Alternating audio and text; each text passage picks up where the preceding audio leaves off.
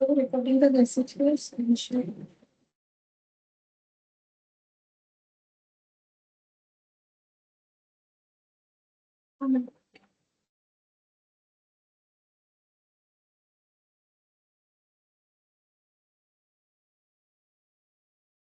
Good morning ma'am. Last class में जो पढ़ने थे उसमें हम लोग का 3 4 मैंने होमवर्क दिया था। इलास्ट्रेशन 3 और केस स्टडीज और एमसीक्यू बाकी है। ठीक है, तो पहले हम लोग ये प्रैक्टिकल क्वेश्चन 3 4 कर लेते हैं। Question number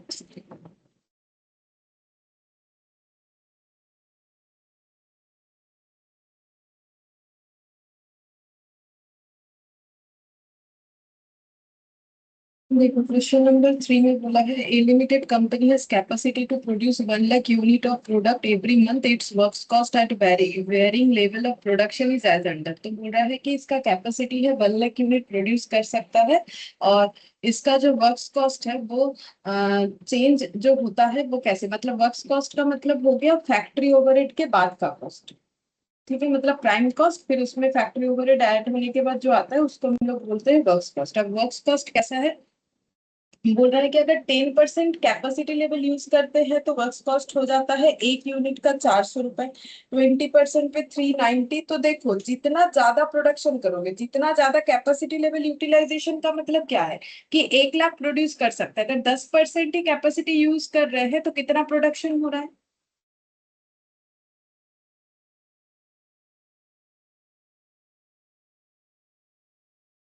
1 lakh 100%, 1 lakh equal to 100% capacity level, then 10% capacity level means कितना प्रोडक्शन? 10,000। 10,000। ठीक है। अच्छा, अगर हम लोग 20% तो फिर 20,000। तो कैपेसिटी लेवल जितना ज्यादा प्रोड्यूस करेंगे कॉस्ट पर यूनिट क्या होगा, उतना कम होना चाहिए। कम नहीं होगा। कॉस्ट पर यूनिट का मतलब क्या है, टोटल कॉस्ट। तो वेरिएबल कॉस्ट तो पर यूनिट पे बढ़ता है। ठीक है, variable cost per unit production पे बढ़ेगा। अगर 1 यूनिट बनाओगे वेरिएबल कॉस्ट जितना है, 2 यूनिट बनाओगे वेरिएबल कॉस्ट बढ़ेगा, 3 यूनिट बनाओगे बढ़ेगा। बट 1 यूनिट पे जो फिक्स्ड कॉस्ट है, 2 यूनिट पे जो फिक्स्ड कॉस्ट है, 3 यूनिट पे जो फिक्स्ड कॉस्ट है वो क्या है?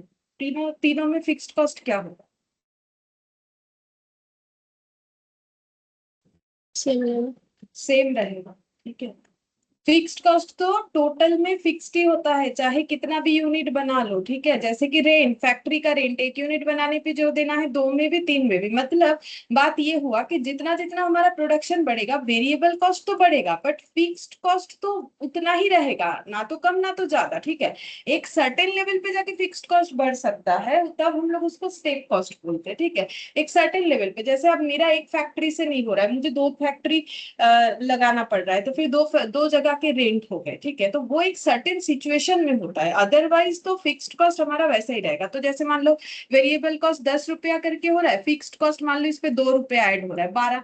वेरिएबल कॉस्ट मान लो अब हम लोगों ने ज्यादा प्रोडक्शन किया तो वेरिएबल कॉस्ट, मतलब हम ये बोलना चाह रहे हैं कि कैसे करके समझाए। मान लो हम लोग का टोटल वेरिएबल कॉस्ट पड़ रहा है 10 रुपीज, और फिक्स्ड कॉस्ट जो अपोर्शन कर रहे हैं 12, यानी आ, आ, यहाँ पर टोटल 12 हो गया। तो पर यूनिट मान लो हम लोग 12 यूनिट ही बना रहे हैं, तो पर यूनिट 1 रुपए करके हो रहा है। ठीक है, अब वेरिएबल कॉस्ट मान लो हम लोग 1 यूनिट एक्स्ट्रा कर रहे हैं, तो वेरिएबल कॉस्ट हो गया 11, लेकिन ये तो 12 टू ही रहेगा ना, तो ये कितना हो गया 13। अब हम लोग कितना प्रोडक्शन कर रहे हैं, अब हम लोग प्रोडक्शन जो है हम लोग का 1 यूनिट बढ़ गया, तो ये 1 हो गया। ठीक है, लेकिन ऐसे करते करते क्या होगा, देखो ऐसे करते करते जब हम लोग का प्रोडक्शन क्वांटिटी बढ़ जाएगा, ठीक है, तो बात ये है कि मेरा वेरिएबल कॉस्ट पर यूनिट भले ही चेंज हो रहा हो लेकिन फिक्स्ड कॉस्ट तो उतना ही रहेगा। तो टोटल कॉस्ट में धीरे धीरे हमें ओवरऑल जो है डिक्रीज ही दिखेगा। ठीक है, पहले 12 फिर 13। अब इसके बाद जितना प्रोडक्शन बढ़ाओगे वेरिएबल कॉस्ट तो बढ़ेगा, बट ये 2 ही रह जाएगा। ठीक है, तो ऐसे करके जब हम लोग नंबर ऑफ यूनिट से डिवाइड करेंगे तो हम लोग का कॉस्ट जो है कम होता है। ठीक है, मतलब ये कहना चाह रहे हैं कि प्राइम कॉस्ट में चेंजेस जरूर दिखेगा, जैसे कि direct material, direct labour, direct expenses, ये सब तो वेरिएबल कॉस्ट है। यानी पूरा प्राइम कॉस्ट ही मेरा वेरिएबल कॉस्ट है। ये यूनिट बढ़ा तो ये बढ़ेगा, लेकिन इसके बाद जैसे कि फैक्ट्री ओवरहेड का खर्चा, ठीक है, तो ये कभी इंक्रीज नहीं होगा, ये तो फिक्स्ड ही है कि इतना ही रहेगा चाहे जितना भी यूनिट प्रोड्यूस करो। तो जब हम लोग टोटल वर्क्स कॉस्ट को डिसाइड करने जाएंगे तो ये बढ़ेगा, बट ये फिक्स्ड रहेगा। और अगर हम लोग क्वांटिटी ऑफ प्रोडक्शन बढ़ाएंगे तो ऑटोमेटिकली हम लोग का क्या हो जाएगा, डिवाइड करने पे पर यूनिट कॉस्ट धीरे धीरे कम होने लगेगा। ठीक है, पर यूनिट कॉस्ट धीरे धीरे कम होने लगेगा। जैसे अगर पहले वर्क्स कॉस्ट था 100 रुपीज, जिसमें मान लो वेरिएबल कॉस्ट था 80 और फिक्स्ड कॉस्ट था 20, ठीक है। तो और अगर हम लोग बना रहे थे मान लो 10 यूनिट, तो वर्क्स कॉस्ट पर यूनिट 10 आ रहा था। इसके बाद मान लो मेरा वेरिएबल कॉस्ट बढ़ा है, ठीक है, वेरिएबल कॉस्ट तो बढ़ेगा लेकिन ये मेरा 20 रहा है, तो धीरे धीरे क्वांटिटी ऑफ प्रोडक्शन बढ़ा रहे हो, लेकिन जब डिवाइड करोगे तो ओवर, मतलब उसमें एक समय लगता है, समय लगने पे वो कम होगा। और जब ज्यादा क्वांटिटी में प्रोड्यूस करोगे तो ये मेटेरियल, लेबर और ये डायरेक्ट एक्सपेंसेस का कॉस्ट भी कम होगा। कैसे कम कम होगा, जैसे अगर ज्यादा सप्लायर से मटेरियल लोगे तो सप्लायर कम में हमें देगा, ठीक है, बल्क प्रोडक्शन करने पे, ठीक है। तो इस तरीके से हम लोग का कॉस्ट पर यूनिट कम होता है। तो यहाँ पर इसीलिए कम दिख रहा है, 30% पे और कम, 40% पे कम, 50% पे और कम, 60% पे और, 70 पे और, 80 में और, ठीक है, ऐसे कर करके 10-10 रुपीज का जो है यहाँ पर डिक्रीज दिख रहा है हर वर्क्स पर यूनिट पे, ठीक है। If it's fixed administration expenses 1,50,000 and fixed marketing expenses to 2,50,000, मतलब जितना भी प्रोड्यूस कर लो, एडमिनिस्ट्रेशन का खर्चा 1.5 लाख होगा और मार्केटिंग का खर्चा हो जाएगा 2,50,000 पर मंथ बोला है। The variable distribution cost amount to 30 per unit. और जो डिस्ट्रीब्यूशन कॉस्ट है, जैसे सेलिंग डिस्ट्रीब्यूशन होता है ना, तो उसका जो डिस्ट्रीब्यूशन कॉस्ट है वो है 30 per unit. It can sell 100% of its output eight 500 per unit, मतलब ये सेल प्राइस हो गया, provided it incurs the following further expenditure. तो बोल रहा है कि 100% आउटपुट बिक जाएगा 500 रुपए करके, लेकिन उसके लिए कुछ एक्सपेंसेस करना पड़ेगा। It gives gift item costing 30 per unit of cell. बोल रहा है कि ये अगर गिफ्ट आइटम दे अपने कस्टमर को, ठीक है, तो उस बोल रहे हैं कि अगर गिफ्ट आइटम देने का मतलब ये अट्रैक्शन हो गया ना, मार्केटिंग पॉलिसी, कि भाई हम हमारे यहाँ से ये चीज खरीदोगे तो आपको ये गिफ्ट मिलेगा, तो लोग ज्यादा खरीदेंगे, तो ये अपना सेल बढ़ाने के लिए गिफ्ट आइटम देंगे। तो गिफ्ट आइटम तो इनको तो खरीदना पड़ेगा, तो इनका कितना करके पड़ रहा है, 30 पर यूनिट ऑफ सेल, मतलब एक यूनिट बेचने पे गिफ्ट आइटम का खर्चा इनका पड़ जाता है 30 रुपीज। लेकिन ये करेंगे तभी जाके 100% सेल होना पॉसिबल है, एक तो ये करना पड़ेगा। दूसरा, it has lucky draw every month giving the first prize of 50,000, second prize 25, third prize 10,000 and three consolidation consolation price of 5,000 each to customer buying the product। बोल रहा है इसके अलावा इन्होंने एक लकी ड्रॉ सिस्टम रखा है, जहां पर हर मंथ ये वो लकी ड्रॉ मतलब होगा कि जिनका नाम आएगा, फर्स्ट प्राइज जिनका होगा उनको इतना पैसा, सेकंड प्राइज वालों को इतना, थर्ड को इतना, और तीन कॉन्सोलेशन प्राइज रखा गया है 5,000 ईच करके। कॉन्सोलेशन का मतलब होता है, मैंने बांग्लाटा বলছি, হিন্দিটা আমি জানি না, इसको बोलते বলে যেটাকে সান্ত্বনা পুরস্কার, ठीक है। तो ये हो गया। तो अब देखो यहाँ पर बोल रहा है it spends 1 lakh on refreshment serve every month to its customer. और रिफ्रेशमेंट कॉस्ट जो बेयर करना पड़ेगा कस्टमर के लिए, उसका खर्चा हो जाएगा एक महीने का 1 lakh. It sponsor television program every week at a cost of 20 lakh per month. बोल रहा है कि हर मंथ टेलीविजन पे जो स्पॉन्सरशिप होता है ना, मतलब कोई भी प्रोग्राम होता है तो फिर बोलते हैं ना ये प्रोग्राम को इन्होंने, अब हिंदी में बोलते हैं ना, आयोजित किए हैं, मतलब जो स्पॉन्सरशिप करता है, मतलब जिनका एडवर्टाइज वगैरह आता है, ठीक है, प्रोग्राम शुरू होने के बाद पहले, जैसे क्रिकेट हो गया, कोई भी, तो स्पॉन्सरशिप जो है उसके लिए इन्होंने खर्चा किया है, पर मंथ का करना पड़ेगा 20 लाख। अगर ये चार खर्चा करते हैं, एक हो जाएगा गिफ्ट का, एक हो जाएगा लकी ड्रॉ का, एक हो जाएगा रिफ्रेशमेंट का, एक हो जाएगा टेलीविजन स्पॉन्सरशिप का, ये सारे खर्चे करने पे पर मंथ, ये सब खर्चा पर मंथ दिया हुआ है, देख लो, ये भी पर मंथ दिया हुआ है यहाँ पर, ठीक है, ये भी पर मंथ दिया हुआ है, ये सब भी दिया हुआ है हम लोग को पर मंथ एवरी मंथ, ठीक है। और ये एक यूनिट का दिया हुआ है, ये पर मंथ का दिया हुआ नहीं है।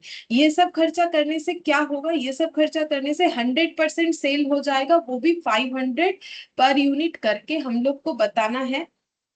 अच्छा, इसके बाद बोल रहे it can market 30% of its output at 550 per unit without incurring any of the expenses referred to in A to D. अच्छा, बोल रहा है कि अगर 550 में बेचना चाहे तो वो भी बिक जाएगा इनका प्रोडक्ट, लेकिन उस केस में 30% ही बिकेगा, 100% नहीं बिकेगा।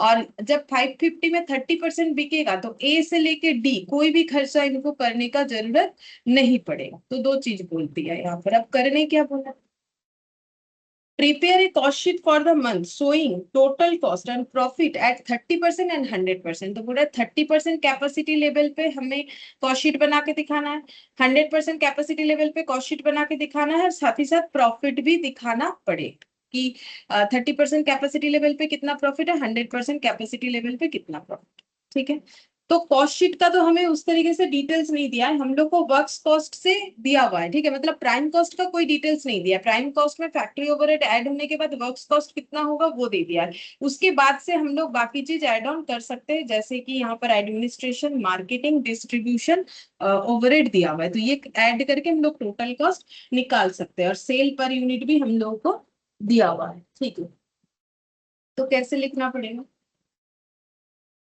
Cost sheet for the month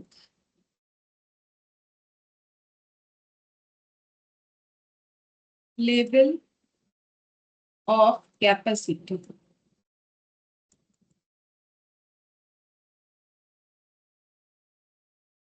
30% capacity level पे बनाना है, एक 100% कैपेसिटी लेवल पे कॉस्ट शीट बना देते हैं। 30% कैपेसिटी लेवल पे कितना यूनिट होता है, 30% कैपेसिटी लेवल मतलब हो जाता है 30,000 यूनिट, और 100% का मतलब 1 लाख यूनिट। तो यहाँ पर लिखेंगे यूनिट 30,000, यहाँ पर लिखेंगे 1 लाख। फिर यहाँ पर यूनिट कॉस्ट, यहाँ पर टोटल कॉस्ट, फिर यहाँ पर यूनिट कॉस्ट, यहाँ पर टोटल कॉस्ट। तो सबसे पहले क्या लिखेंगे, देखो हम लोग के पास ना तो डायरेक्ट मटेरियल का इंफॉर्मेशन है, ना तो डायरेक्ट लेबर, ये सब कुछ भी नहीं है। तो हम लोग क्या लिखेंगे, सबसे पहले वर्क्स कॉस्ट, वहां से ही हमें दिया हुआ। ठीक है, तो हम लोग वर्क्स कॉस्ट से ही लिख लेते हैं। तो 30,000 यूनिट अगर प्रोडक्शन, मतलब 30% पे वर्क्स कॉस्ट 380 और इसमें 310, तो 380 और 310, तो फिर टोटल कितना हो जाएगा। तो 30,000 यूनिट के लिए पर यूनिट 380 करके, तो फिर टोटल कितना हो जाएगा, 380 इंटू 30,000 कितना होगा, मतलब 38 इंटू 3 का, लेवल 43। मतलब 1 करोड़ हो रहा है। 1 करोड़ 40 लाख।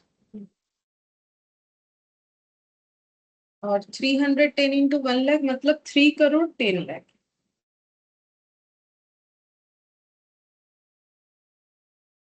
वर्क्स कॉस्ट के बाद कौन सा खर्चा लगाए, जो दिया हुआ होगा हमारे पास। तो यहाँ पर देखो दिया, फिक्स्ड एडमिनिस्ट्रेशन एक्सपेंसेस 1,50,000, तो यहाँ पर लिखेंगे फिक्स्ड एडमिनिस्ट्रेशन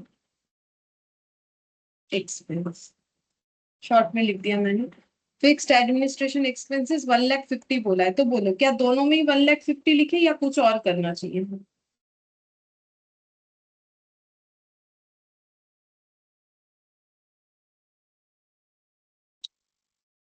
1 लाख 50 दोनों।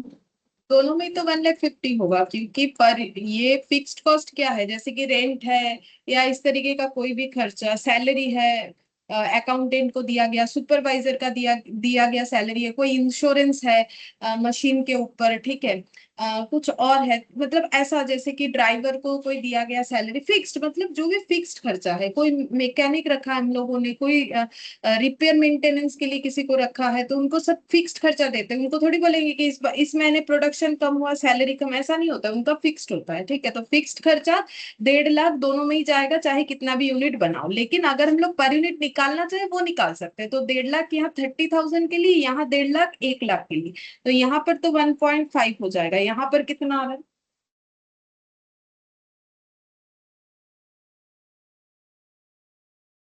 5 आ रहा है, डिवाइड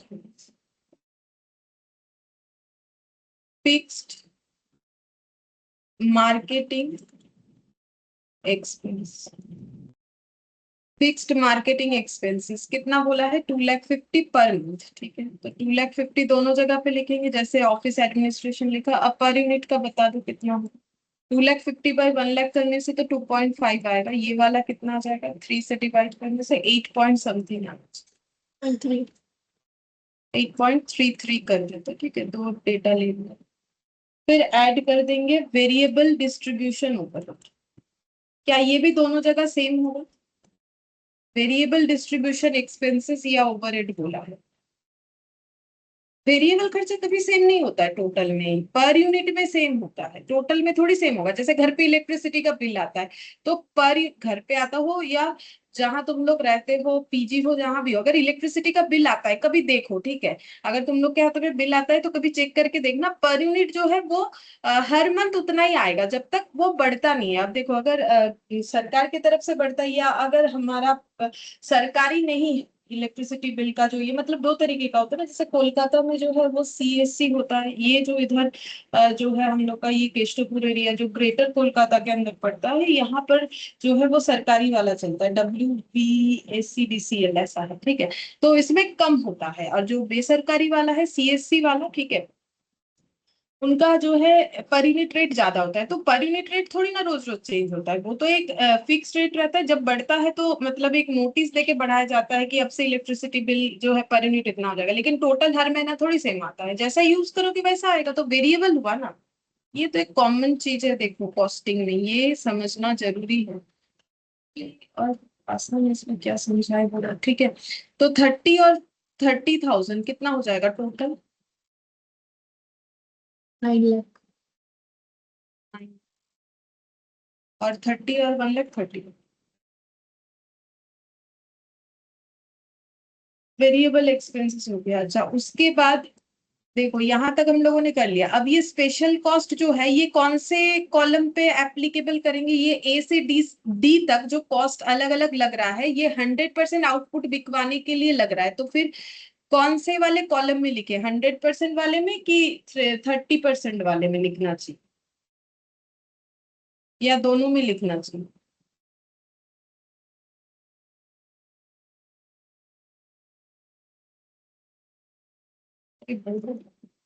यहाँ तो बोल दिया है कि अगर 30% आउटपुट प्रोड्यूस करोगे तो फिर 30% प्रोडक्ट आउटपुट बेचना चाहते हो, तो 30% मतलब कितना, 30,000, इतना अगर बेचना चाहते हो तो ए से डी तक कोई खर्चा नहीं लगे। तो मुझे दोनों कैपेसिटी लेवल पे प्रॉफिट बताना है, तो फिर प्रॉफिट का मतलब कॉस्ट, सेल माइनस कॉस्ट, ठीक है। तो सेल तो देखो 30,000 यूनिट को कितने में सेल करना पड़ेगा, 550, और इसको कितने में, 500 पे। तो 100% आउटपुट के केस में तो पूरा सोल्ड आउट होगा, तो स्पेशल कॉस्ट किस में लगेगा, 100% आउटपुट वाले कॉलम में या 30% या दोनों में।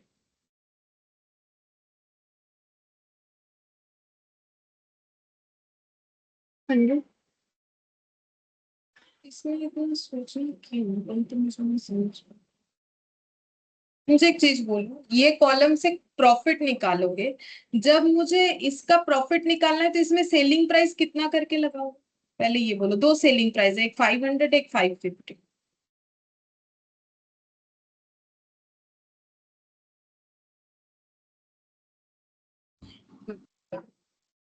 देख के बताओ। ম্যাম 30% হচ্ছে 550 আর 100% 500 লাগবে।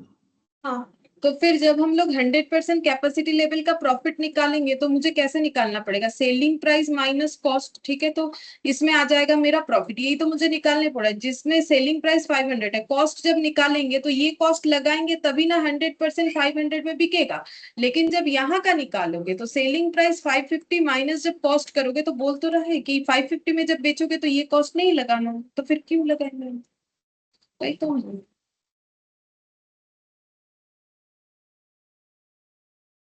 अच्छा, गिफ्ट आइटम देंगे हम लोग कस्टमर को, और एक क्या खर्चा करेंगे, लकी ड्रॉ का, और रिफ्रेशमेंट का,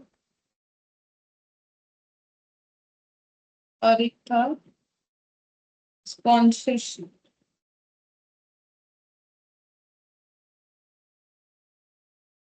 देखते हैं, स्पेशल कॉस्ट जो है जिसमें पहला कॉस्ट है गिफ्ट आइटम, यहाँ नहीं लगेगा, ठीक है, यहाँ लगेगा। गिफ्ट आइटम का खर्चा कितना है, 30 पर यूनिट ऑफ सेल। तो यहाँ पर लिखेंगे 30 और सेल कितना होगा 1 लाख, पूरा का पूरा सेल होगा ना, 100% कैपेसिटी लेवल पे बोल तो दिया है। 100% ऑफ इट्स आउटपुट अगर बेचना है तो हम लोग तो मैक्सिमम 1 लाख ही बना सकते हैं। तो 100% कैपेसिटी यूटिलाइजेशन में जितना प्रोडक्शन हो रहा है वो पूरा का पूरा बेचने से ही तो 100% सेल होगा। तो बोला है कि गिफ्ट आइटम पे खर्चा है, एक यूनिट बेचने पे 30 रुपीज, तो फिर 1 लाख यूनिट बेचने पे कितना हो जाए 30। लकी ड्रॉ का खर्चा देखो बोल दिया है कि फर्स्ट प्राइस 50,000, तो ये सब ऐड कर देंगे। 50, सेकेंड प्राइस 25, 10, मतलब मंथली खर्चा हो जाएगा 50, 25, 10 और 3 कॉन्सोलेशन प्राइस यानी 3 इंटू 5,000। तो यहाँ पर 50,000 plus 25,000 plus 10,000 plus 5,000 into 3, 1 lakh. 1 lakh. 1 lakh लिख देंगे, यहाँ तो नहीं आएगा, यहाँ पर टोटल में 1 लाख लिखेंगे, ठीक है। और तो पर यूनिट कितना करके आ जाएगा, हम लोग डिवाइड करेंगे तो पता चल जाएगा 1 रुपीज का। रिफ्रेशमेंट का देखो, रिफ्रेशमेंट का 1 लाख बोल ही दिया है हर मंथ, ठीक है। तो सेम डेटा, तो सेम कैलकुलेशन। टेलीविजन में स्पॉन्सरशिप का 20 लाख पर मंथ, तो 20 लाख बाई 1 लाख मतलब 20 रुपीज का हो गया, ठीक है। ये सब टोटल करेंगे तो हमें क्या मिलेगा, टोटल कॉस्ट या कॉस्ट ऑफ सेल्स, जो भी बोल सकते हैं। हम लोग को मिलेगा टोटल कॉस्ट या कॉस्ट ऑफ सेल्स। फिर यहाँ पर हम लोग प्रॉफिट ऐड कर देंगे जो कि हम लोग को बैलेंस करके मिल जाना चाहिए, और यहाँ पर लिख देंगे सेल्स वैल्यू या सेल्स रेवेन्यू, जो लिखना चाहते हो। तो सेल्स वैल्यू हमें पता है, पहले वाले केस में सेल्स वैल्यू जो है पर यूनिट लगेगा 550, दूसरे वाले में लगेगा 500। तो यहाँ पर लिखेंगे 550 पर यूनिट, यहाँ पर हो जाएगा 500। तो 500 इंटू 1 लाख कितना हो जाएगा 500 लाख, मतलब 5 करोड़। 5, और इधर 550 इंटू 30,000, 1 1 करोड़ करोड़ 65 लाख। 65। अच्छा, अब टोटल कॉस्ट निकाल लेते हैं। 380 प्लस 5 प्लस 8.33 प्लस 30, तो कितना हो जाएगा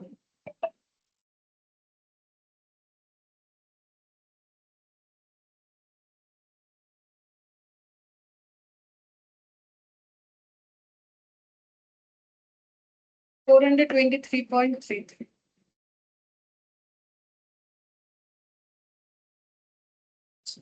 अब इसके साथ भी इंटू कर सकते हैं हम लोग 30,000, या फिर ये सारे टोटल को भी देख सकते हैं। तो इसके साथ इंटू करो 30,000, थोड़ा सा वेरी करेगा, क्यों, क्योंकि ये 8.3333 है ना, चलता जा रहा है।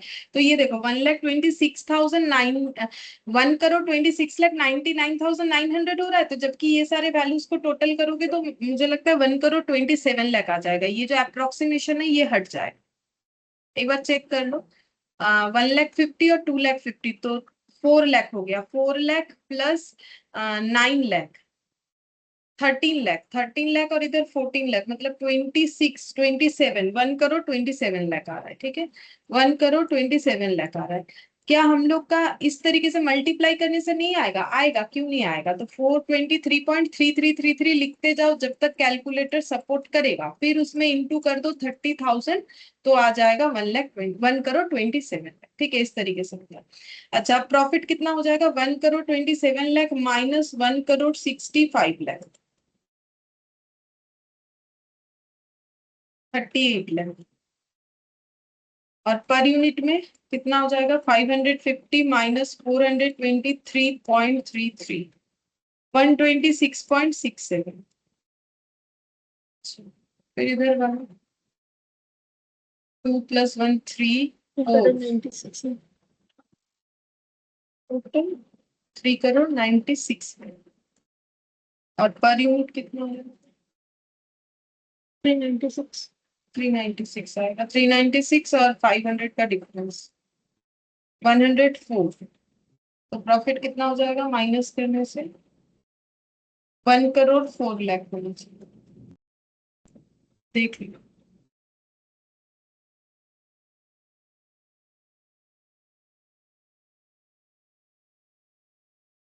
ठीक है, तो इस तरीके से हम लोग का ये कॉस्ट शीट बन के रेडी हो गया। और हमें क्या बोला था?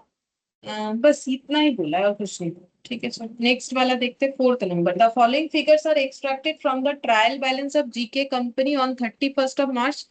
अच्छा, तो ये ट्रायल बैलेंस का एक्सट्रैक्ट है। ठीक है, तो ट्रायल बैलेंस में जैसे डेबिट क्रेडिट रहता है वैसे दिया हुआ है। इन्वेंट्रीज में finish stock, raw material, WIP, मतलब opening stock of finished goods, opening stock of raw material, और नहीं ओपनिंग नहीं होगा, नहीं ओपनिंग ही होना चाहिए। ट्रायल बैलेंस है, देखते हैं नीचे क्लोजिंग दिया हुआ है, देखो, हाँ, तो वो ओपनिंग ही होगा क्योंकि नॉर्मली ट्रायल बैलेंस में तो हमें ओपनिंग डेटा ही देता है ना। तो ये देखो, तो opening stock of finish goods, opening stock of raw material, opening WIP, office appliances, plant and machinery, building, sales. तो सेल्स तो क्रेडिट होगा इसीलिए क्रेडिट आइटम में ये सब फिक्स्ड एसेट और करंट एसेट का डिटेल्स था। ये जो ऊपर दिख रहा है जैसे इन्वेंट्री सारा हम लोग का करंट एसेट था, office appliance, plant machinery, building ये सब फिक्स्ड एसेट था। फिर sales return and rebate, material purchase, freight incurred on material purchase return, direct employee cost, the indirect employee cost, factory supervision, repairs and factory upkeeping expenses, heat, light, power, rates, taxes, miscellaneous factory expense, sales commission, sales traveling, sales promotion, distribution department का salaries and expenses, office salary expenses, interest on borrowed fund। Further details are available as follows, जिसमें closing inventories तीनों item जो opening का था वही closing में दिया है। आउटस्टैंडिंग एक्सपेंसेस दिया है कुछ, direct employ cost, indirect employ cost, interest on borrowed fund, depreciation दिया है, office appliance, plant and machinery, building, distribution of the following cost, heat, light, power, factory, office, देखो heat, light and power to factory office distribution in the ratio of 8:1:1। अच्छा, तो ये heat, light और power का खर्चा factory, office और distribution ये तीन जगह पे ऐसे डिस्ट्रीब्यूट करना है 8:1:1 रेशियो पे। रेट्स एंड टैक्सेस 2/3 जो है फैक्ट्री में जाएगा, 1/3 ऑफिस में जाएगा। तो जैसा इंस्ट्रक्शन दिया वैसा करेंगे। Depreciation on building to factory, office and selling in the ratio of 8:1:1। अच्छा, फिर ये सेम रेशियो में बोला है। बिल्डिंग डिप्रिशिएशन जो है फैक्ट्री बिल्डिंग में, ऑफिस बिल्डिंग में, और सेलिंग का जो मतलब सेलिंग बिल्डिंग मतलब जहां से सेल वगैरह होता है वहां का 8:1:1। With the help of the above information you are required to prepare a condensed profit and loss statement of GK company for the year ended 31st March along with supporting schedule of cost of sales, selling and distribution expenses, administration expenses। अब इसका मतलब क्या है? देखो, बोल रहा है कि हम लोग को एक पीएल स्टेटमेंट बना के देना है। तो पीएल स्टेटमेंट कैसे बनता है? पीएल स्टेटमेंट का मतलब सेल्स फिर सारे कॉस्ट माइनस करके दिखा देंगे कि इतना प्रॉफिट है, इसको हम लोग बोलते हैं पीएल स्टेटमेंट। ये हमें एक ईयर एंड का पीएल स्टेटमेंट बना के देने के लिए बोला है। इसके अलावा हमें क्या करना है, अलग अलग शेड्यूल, मतलब जैसे वर्किंग नोट बोलते हैं ना, तो वो तो सोल्यूशन का जो है वर्किंग नोट मतलब मेन पार्ट नहीं होता है, हेल्पिंग पार्ट होता है। बट यहाँ पर हमें कॉस्ट ऑफ सेल्स अलग से निकाल के दिखाना है, इनको सेलिंग डिस्ट्रीब्यूशन अलग से निकाल के दिखाना है, और एडमिनिस्ट्रेशन एक्सपेंसेस अलग से निकाल के दिखाना है। और एंड में हमें एक जो है पीएल स्टेटमेंट इनको बना के दिखाना है। ठीक है, तो चलो सबसे पहले हम लोग निकालेंगे कॉस्ट ऑफ सेल्स।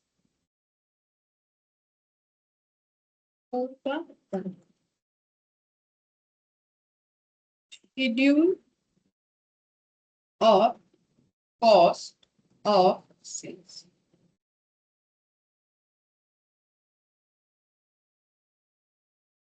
अच्छा, कॉस्ट ऑफ सेल्स निकालेंगे मतलब टोटल कॉस्ट तक ही निकालना है। तो अगर देखा जाए तो पूरा का पूरा कॉस्ट शीट ही बन जाएगा इसमें। ठीक है, अच्छा, तो फिर कॉस्ट ऑफ सेल्स में हम लोग का सबसे पहले क्या आ जाएगा? तो सबसे पहले तो सारे डायरेक्ट मतलब प्राइम कॉस्ट में जो चाहिए वो आना चाहिए। तो सबसे पहले तो रॉ मटेरियल कंज्यूम्ड निकालना पड़ेगा। तो रॉ मटेरियल कंज्यूम्ड के लिए opening stock of raw material नीचे क्लोजिंग था वो याद है परचेज कुछ हुआ है कि नहीं वो चेक करना पड़ेगा। तो एक एक करके चेक करते जाते हैं, जैसे कि finish stock, raw material, WIP, office, यहाँ पर से रॉ मटेरियल कंज्यूम्ड के लिए बस ये वाला डेटा काम आने वाला है। ठीक है, तो ये सबसे पहले तो लिखना ही पड़ता है। लिख देते हैं opening stock of raw material 1,40,000। Opening opening stock of raw material 1,40,000। फिर उसके बाद सेल्स रिटर्न एंड रिबेट, ये सब मटेरियल परचेस है 3,20,000, तो ये लिखेंगे रॉ मटेरियल परचेस 3,20,000, ऐड करेंगे raw material purchase 3,20,000।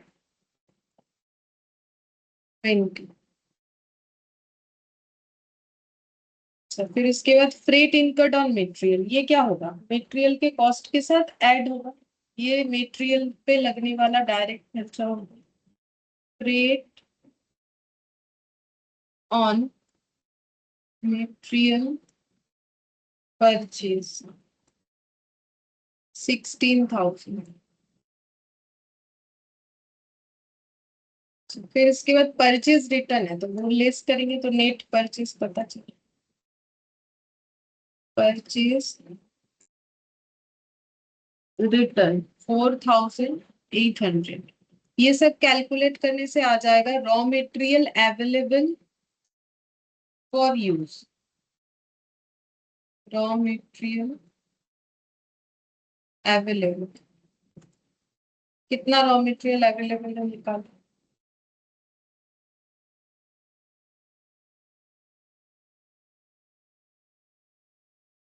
4,71,200।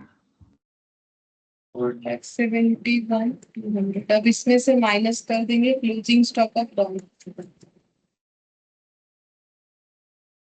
Closing stock of raw material.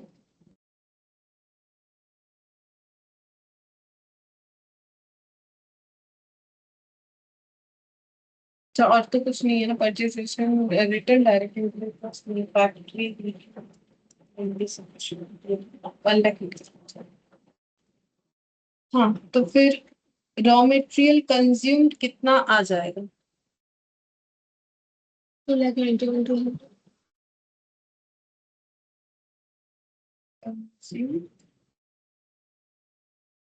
2,91,200। इसके बाद ऐड करना पड़ेगा डायरेक्ट लेबर कॉस्ट। ठीक है, देखते हैं उसके बारे में क्या इंफॉर्मेशन दिया हुआ है। तो देखो यहाँ कुछ लेबर का कुछ नहीं दिया हुआ है, ऑफिस ये पोर्शन में देख लो, कुछ भी लेबर रिलेटेड नहीं है। Finish stock, material, WIP, office appliance, plant and machinery और बिल्डिंग दिया हुआ है। ठीक है, अब नेक्स्ट यहाँ पर देखो sales return, material purchase, freight, purchase return. अब बोलो कौन सा इम्प्लॉय कॉस्ट कौन सा लेंगे। तो यहाँ तक मैंने पढ़ के बता दिया, जो कि देखो कुछ भी लेबर रिलेटेड नहीं है। इसके बाद लेबर रिलेटेड कौन सा लेना है, डायरेक्ट लेबर लेना है, तो बोलो दिया हुआ है और क्या क्या आएगा बोलो। ये आएगा डायरेक्ट एम्प्लॉय कॉस्ट। ये तो नहीं आएगा, ये भी नहीं आएगा, ये सब तो आएगा ही नहीं, ये सब लेबर रिलेटेड है नहीं। लेकिन ये नीचे का तीन जो मैंने बताया लाइक इनडायरेक्ट, वो तो इनडायरेक्ट एम्प्लॉय कॉस्ट है, थोड़ी ना डायरेक्ट है। फैक्ट्री में जो वर्कर सुपरवाइजर है वो भी इनडायरेक्ट है। ठीक है, ये सब कुछ नहीं आएगा, तो वो एक दिख रहा है। और यहाँ पर इन डायरेक्ट एम्प्लॉय कॉस्ट का आउटस्टैंडिंग है 8,000, ये एडजस्ट करना पड़ेगा। ठीक है, बाकी कुछ भी नहीं है। देखिए यहाँ पर जो भी इंफॉर्मेशन था अगर थोड़ा सा याद रखे, क्योंकि क्वेश्चन काफी बड़ा है। डिप्रिशिएशन था, कुछ खर्चे का डिस्ट्रीब्यूशन था, रेट्स, टैक्सेस, ये सब। ठीक है, तो यहाँ पर आउटस्टैंडिंग डायरेक्ट एम्प्लॉय है 8,000 और डायरेक्ट एम्प्लॉय कॉस्ट है 1,60,000। तो बोलो क्या करना पड़ेगा, डायरेक्ट एम्प्लॉय कॉस्ट में आउटस्टैंडिंग को क्या करना।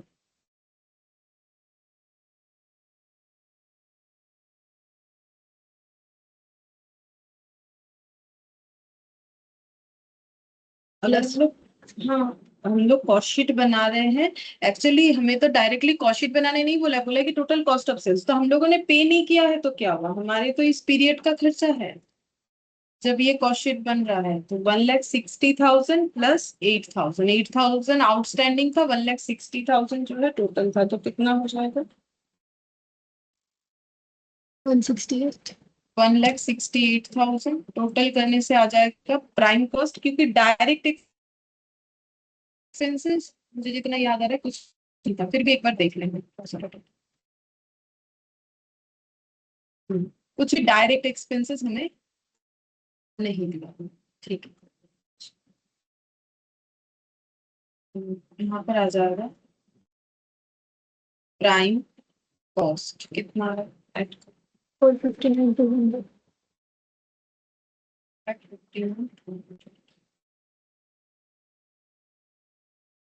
प्राइम कॉस्ट के बाद क्या ऐड होगा? Factory overhead, factory overhead. अच्छा, अब इसमें क्या क्या आ जाएगा ये तुम लोग मुझे बताओ कि कौन कौन सा खर्चा आएगा। जैसे कि हम यहाँ से स्टार्ट करते हैं, जैसे कि ओपनिंग स्टॉक और फिनिश स्टॉक नहीं, ये तो फैक्ट्री ओवरहेड में उस तरीके से नहीं आएगा। रॉ मटेरियल तो हो चुका है, WIP आता है फैक्ट्री ओवरहेड में, लेकिन पहले तो फैक्ट्री ओवरहेड नॉर्मल खर्चा लगाएंगे, फिर ना WIP वाला कैलकुलेशन करेंगे। ऑफिस अप्लायंसेस तो इसका कुछ भी नहीं आने वाला है, क्योंकि नॉर्मली ये सबका डिप्रिशिएशन आएगा, लेकिन ऑफिस तो ऑफिस का पार्ट हो गया, नहीं आएगा। प्लांट मशीनरी ये फैक्ट्री आइटम है, ठीक है। तो क्या प्लांट मशीनरी का कॉस्ट लिख दोगे? ऑब्वियसली ना, प्लांट मशीनरी का डिप्रिशिएशन लिखना पड़ेगा। तो प्लांट मशीनरी का डिप्रिशिएशन कितना बोला है?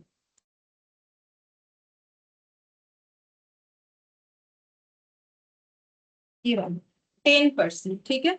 10% बोला है। और डिप्रिशिएशन ऑन बिल्डिंग, अच्छा बिल्डिंग का डिप्रिशिएशन डिस्ट्रीब्यूट होगा, प्लांट मशीनरी का होगा नहीं, और होना भी नहीं चाहिए, क्योंकि प्लांट मशीनरी फुल्ली जो है वो फैक्ट्री ओरिएंटेड चीज है। तो 10%, तो क्या लिखेंगे, खर्चे का नाम क्या लिखना पड़ेगा? Depreciation on plant and machinery. 10% लगेगा, 10% ऑफ 4,60,500। बोलो कितना है?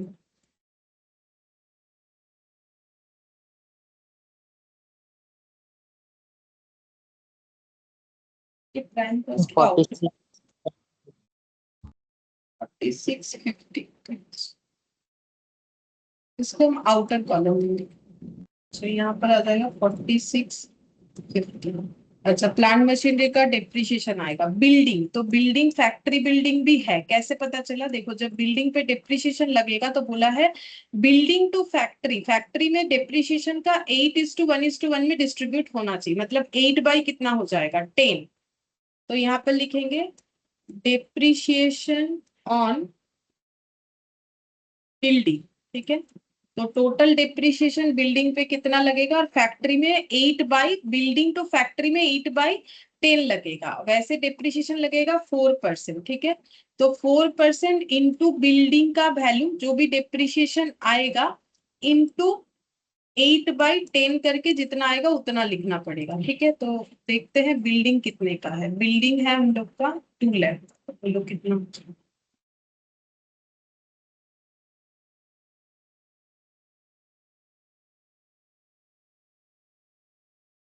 6400। 60। अच्छा, और क्या आएगा देखते हैं। सेल्स ये नहीं आएगा, सेल्स रिटर्न नहीं आएगा, मटेरियल परचेज फ्रेट ये सब नहीं आएगा, ऑलरेडी आ चुका है परचेज रिटर्न। ये आइटम तो ऑलरेडी हम लोग डील कर चुके हैं। डायरेक्ट एम्प्लॉय कॉस्ट नहीं, इनडायरेक्ट एम्प्लॉय कॉस्ट बोलो, ये कहाँ पर आएगा? जब कुछ नहीं बोला है कि एम्प्लॉय ऑफिस का है, कि सेलिंग डिपार्टमेंट का है, मार्केटिंग डिपार्टमेंट का है, डिस्ट्रीब्यूशन डिपार्टमेंट का है, कि फैक्ट्री का है, तो कुछ नहीं बोलने से कहाँ देना है, इसलिए सिखाया था। Factory overhead. तो यहाँ पर इनडायरेक्ट एम्प्लॉय कॉस्ट। अब ये मत सोचो कि फैक्ट्री में है तो इम्प्लॉय कैसे हुआ, क्योंकि इनडायरेक्ट है, तो सुपरवाइजर वगैरह फैक्ट्री में जो सुपरवाइजिंग का काम करते हैं तो वो तो इम्प्लॉय हुए ना, सैलरी मिलता है, तभी तो इनडायरेक्ट है खर्चा। ये 18,000 और शायद आउटस्टैंडिंग था इसमें, 18,000 प्लस 12,000।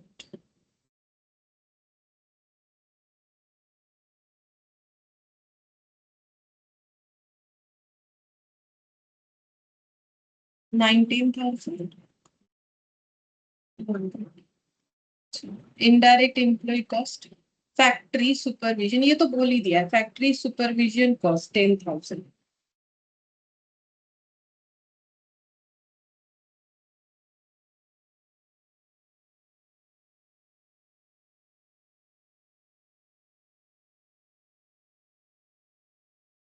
फिर रिपेयर एंड फैक्ट्री अपकीपिंग, ये भी factory related 14,000। Repair and factory upkeeping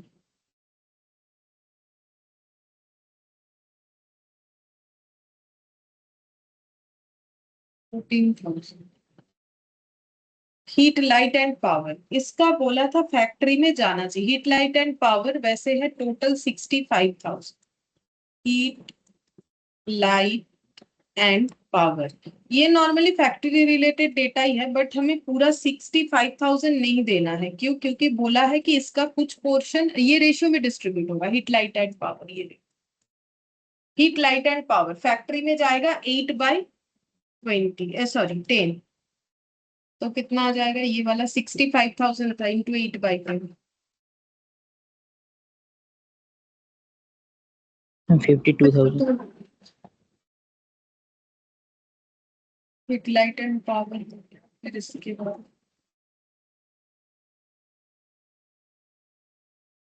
rates and taxes, तो रेट्स एंड टैक्सेस 6300, इसमें भी डिस्ट्रीब्यूशन करने बोला है। ये रेट नॉर्मली रेट्स टैक्सेस हम लोग एडमिनिस्ट्रेशन बोल देते, बट 2/3 टू फैक्ट्री जब क्वेश्चन खुद बोला है तब हमें तो फैक्ट्री में देना पड़ेगा। Rates and taxes 2/3 to factory 6300 था, डिवाइडेड बाई इंटू 2/3 कितना होगा? 4200।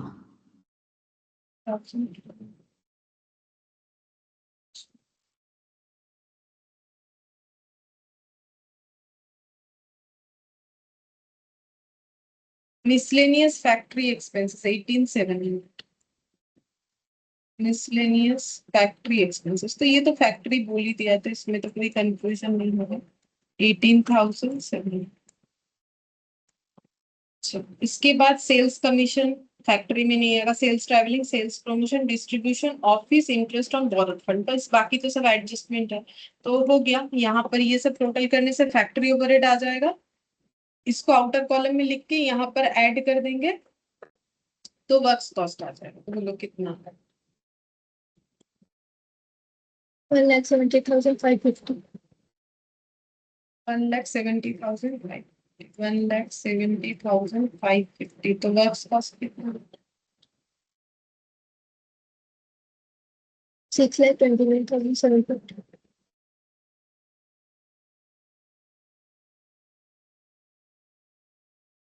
अच्छा, अब इसमें ऐड करेंगे opening stock of WIP।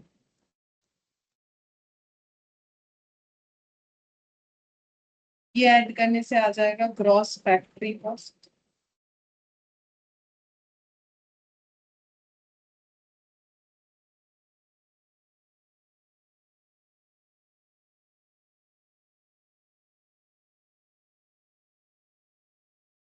To left,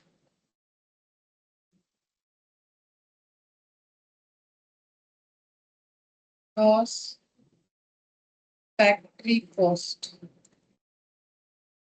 8,29,750 less कर देंगे क्लोजिंग स्टॉक ऑफ WIP, तो आ जाएगा नेट फैक्ट्री कॉस्ट।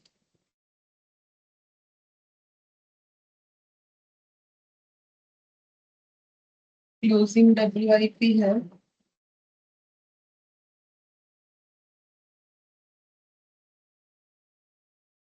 1,92,000।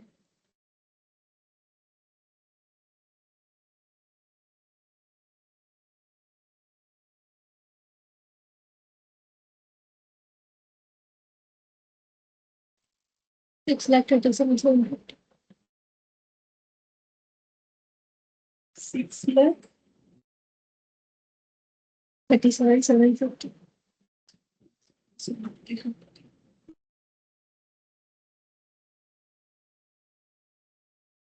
माइनस। अच्छा, अब इसके बाद नेट फैक्ट्री कॉस्ट आ गया, इसके बाद हमें ऐड करना पड़ेगा एडमिनिस्ट्रेशन खर्चा। तो देखो एडमिनिस्ट्रेशन खर्चा कुछ है हम लोग के पास।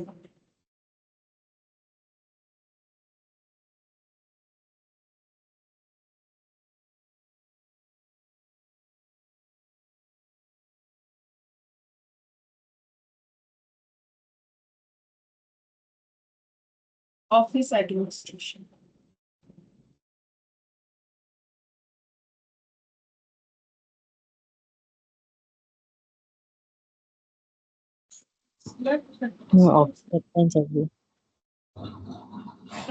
Office appliance.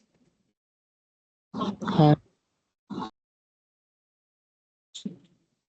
अब देखो यहाँ पर क्या करेंगे ना, यहाँ थोड़ा सा प्रेजेंटेशन हम लोग चेंज कर देंगे। क्यों कर देंगे, देखो हम लोग को ना क्वेश्चन में यहाँ पर बोल रखा है कि सेलिंग डिस्ट्रीब्यूशन और एडमिनिस्ट्रेशन का खर्चा निकालो। तो हम लोग यहाँ पर लिखेंगे, फिर से एक बार दिखाएंगे अलग से। मतलब बात समझ में आ रहा है? अभी हम लोग जो एडमिनिस्ट्रेशन खर्चा दिखाएंगे वही वाला तो मेरा थर्ड पॉइंट का आंसर होगा। तो हम लोग ऐसा कर लेते हैं कि इसका जो 6,37,750 है, इसके बाद ऐड क्या होगा, ऑफिस एडमिनिस्ट्रेशन सेलिंग डिस्ट्रीब्यूशन, जिसको हम लोग को अलग से कैलकुलेट करने के लिए दिया है। तो हम लोग 2 और 3 को कैलकुलेट कर देते हैं और लिख देंगे कि ये 2 और 3 से लिया गया है। ठीक है, यहाँ पर और नहीं कर रहे हैं कॉस्ट ऑफ सेल्स में। क्यों? क्योंकि देखो दो दो बार मेहनत करना पड़ेगा। तो तुम लोग एग्जाम में भी उस तरीके से लिख सकते हो, कोई प्रॉब्लम नहीं है।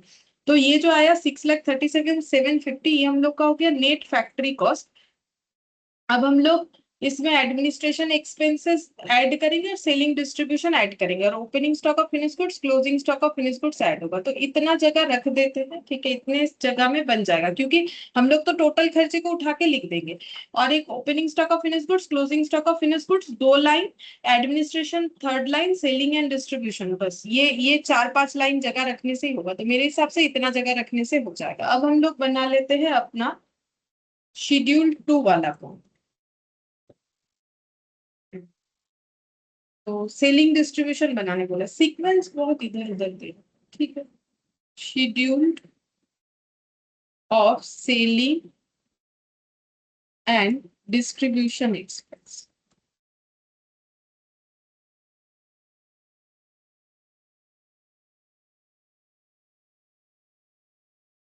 ठीक है, तो सेलिंग डिस्ट्रीब्यूशन में क्या क्या आएगा, पहले बोलो क्या क्या आएगा सेलिंग डिस्ट्रीब्यूशन।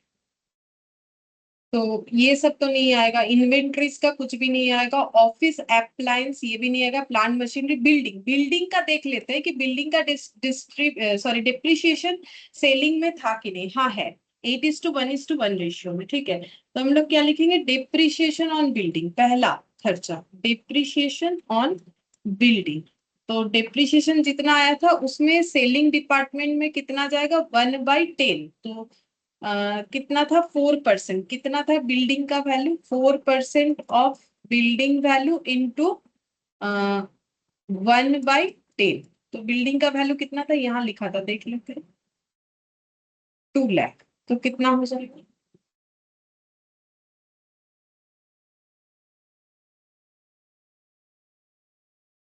2 लाख का 800। 4%, 8।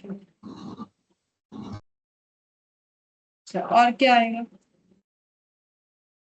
बिल्डिंग हो गया। ठीक है, सेल्स, ये तो प्रॉफिट लॉस निकालने के काम आता है ना, सेल्स थोड़ी ना डायरेक्टली आएगा।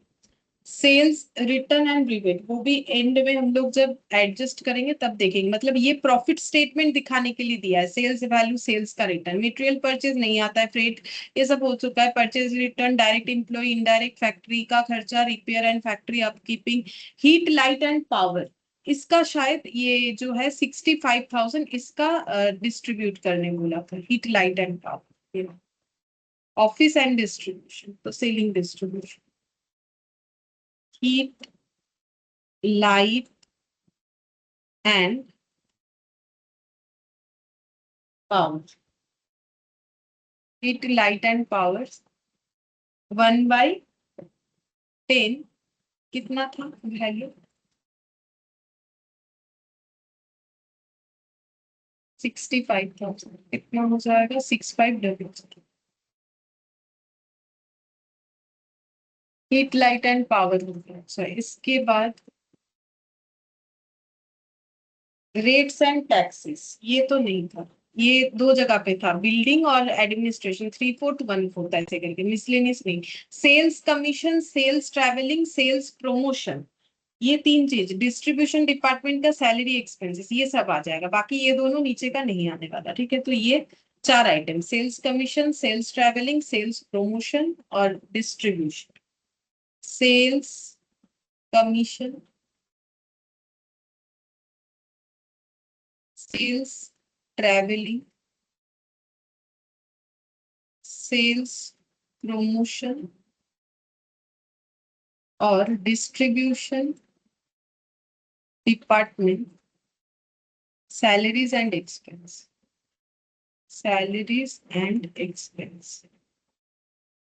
तो सेल्स कमीशन 33,600, 11,000, 33,600, 11,000 और 22,500, 18,000, 22,500, 18,000। और तो कुछ नहीं था, तो ये सब ऐड करके देखो कितना आ रहा है selling and distribution expenses.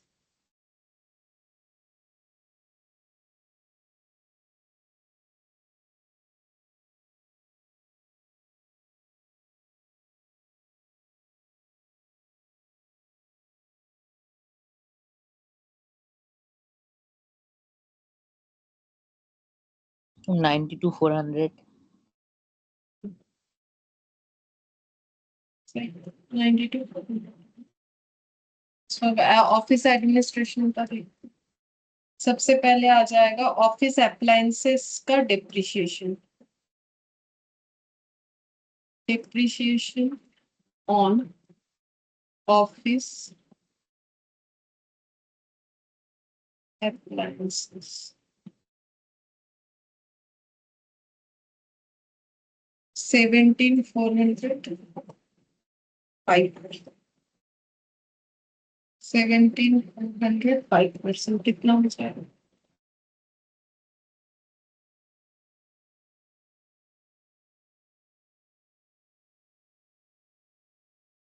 From 870.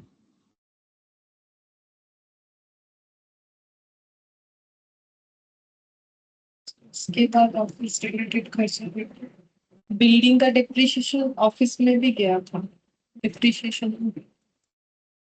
Depreciation on building, तो यहाँ से ही देख के लिखेंगे, बिल्डिंग था हम लोग का 2 लाख का, उसके ऊपर 4% डिप्रिशिएशन होगा और रेशियो था 8:1:1, तो 1/10 इसमें भी। ठीक है, 8 हम लोग का इसका था, सबसे पहले हर जगह पे फैक्ट्री दिया होता था 8:1, तो ये कितना 800.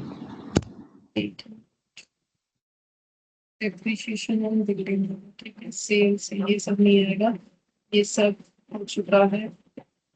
हीट लाइट एंड पावर, ये आ जाएगा,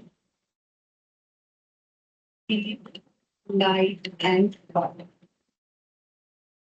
हीट लाइट एंड पावर का खर्चा है हम लोग का 65,000, ऑलरेडी दो जगह पे तो डिस्ट्रीब्यूट हो चुका है, हम लोग का रेशियो था 8:1:1, 8 रेशियो में डिस्ट्रीब्यूट हो चुका है, 1 में भी हो चुका है और एक बार 1 में करना पड़ेगा, 6500।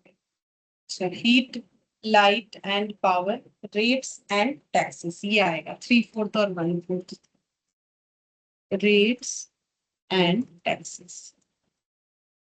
तो यहाँ से देख के लिखेंगे, यहाँ पर बोला था रेट्स एंड टैक्सेस, यहाँ था 2/3, 6,300 का, तो बाकी 1/3 होगा फिर, क्योंकि दो जगह डिस्ट्रीब्यूट हो रहा है, एक 2/3 है तो एक 1/3 होगा, नहीं तो क्वेश्चन देख के भी कर सकते। ये 2/3 एंड 1/3।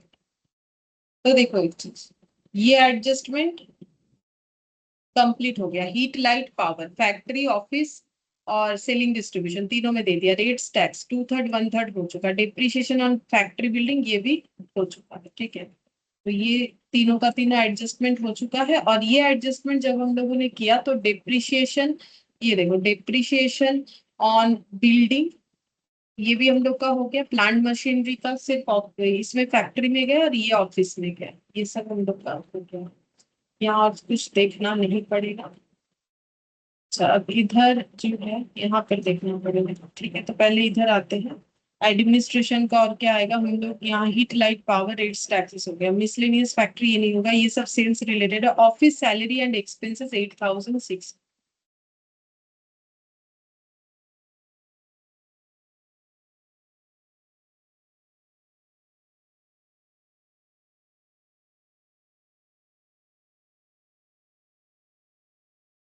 $8,006 बस, और कुछ नहीं था। कितना हो रहा है?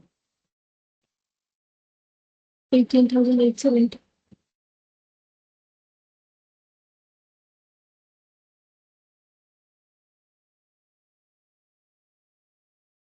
18,000।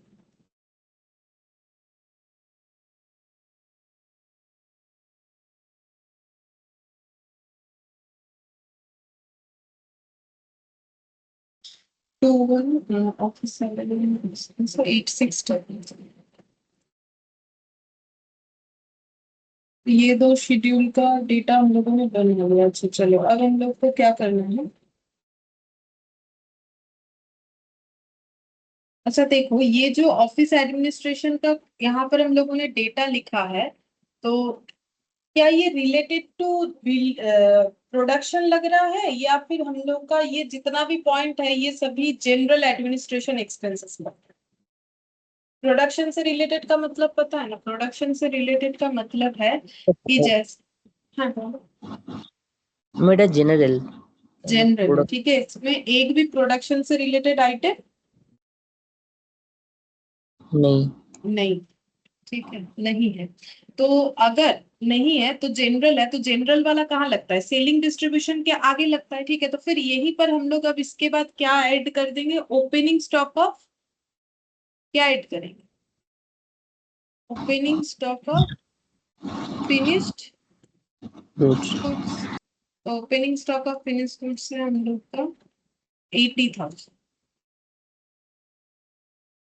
अच्छा, इसी को हम लोग फिर बोल सकते हैं कॉस्ट ऑफ प्रोडक्शन, क्योंकि यहाँ पर हम लोग का एडमिनिस्ट्रेशन प्रोडक्शन रिलेटेड वाला नहीं लग रहा है, तो यही मेरा कॉस्ट ऑफ प्रोडक्शन है। तो opening stock of finished goods, तो ऐड करने से आएगा goods available for sale, goods available for sale minus कर देंगे closing stock of finished goods, तो आ जाएगा कॉस्ट ऑफ गुड्स, COGS। तो गुड्स अवेलेबल फॉर सेल कितना होगा, तुम लोग निकालो, हम देखते हैं closing stock of finished goods कितना दे रखा है। 1,50,000।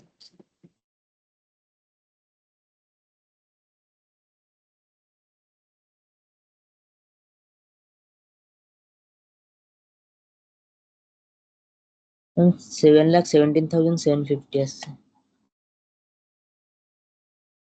माइनस के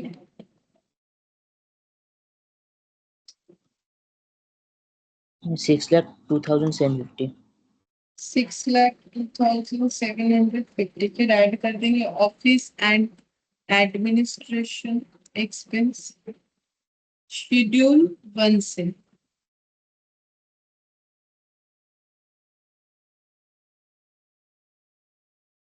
नहीं, मेरा शेड्यूल ये 3 है, सॉरी 1 बोल दिया, 3 है। 18,870, 18,870 प्लस ऐड कर देंगे selling and distribution expenses schedule 2,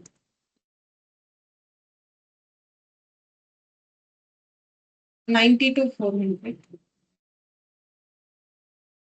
तो ये सब ऐड करने से आ जाएगा कॉस्ट ऑफ सेल्स। यही पूछा था कितना है।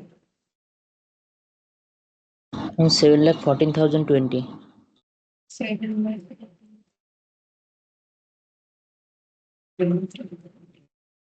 अब हम लोग को एक प्रॉफिट स्टेटमेंट बनाने के लिए बोला था,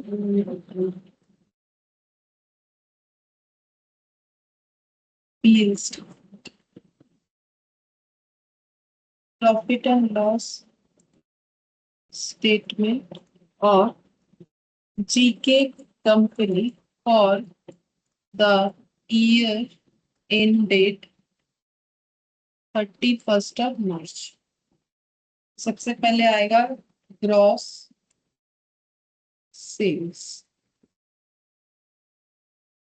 तो सेल्स कितना हो जाएगा? अच्छा, सारा चीज डील किया है। एक चीज अभी तक मैंने वो नहीं बताया, इंटरेस्ट ऑन बोरोड फंड ये बता देंगे, ठीक है। तो नॉर्मली मुझे बोलो कि इंटरेस्ट अगर हम लोगों ने फंड बोरो किया है और उस पर इंटरेस्ट पे कर रहे हैं, क्या वो हमारा कॉस्ट शीट का पार्ट होना चाहिए?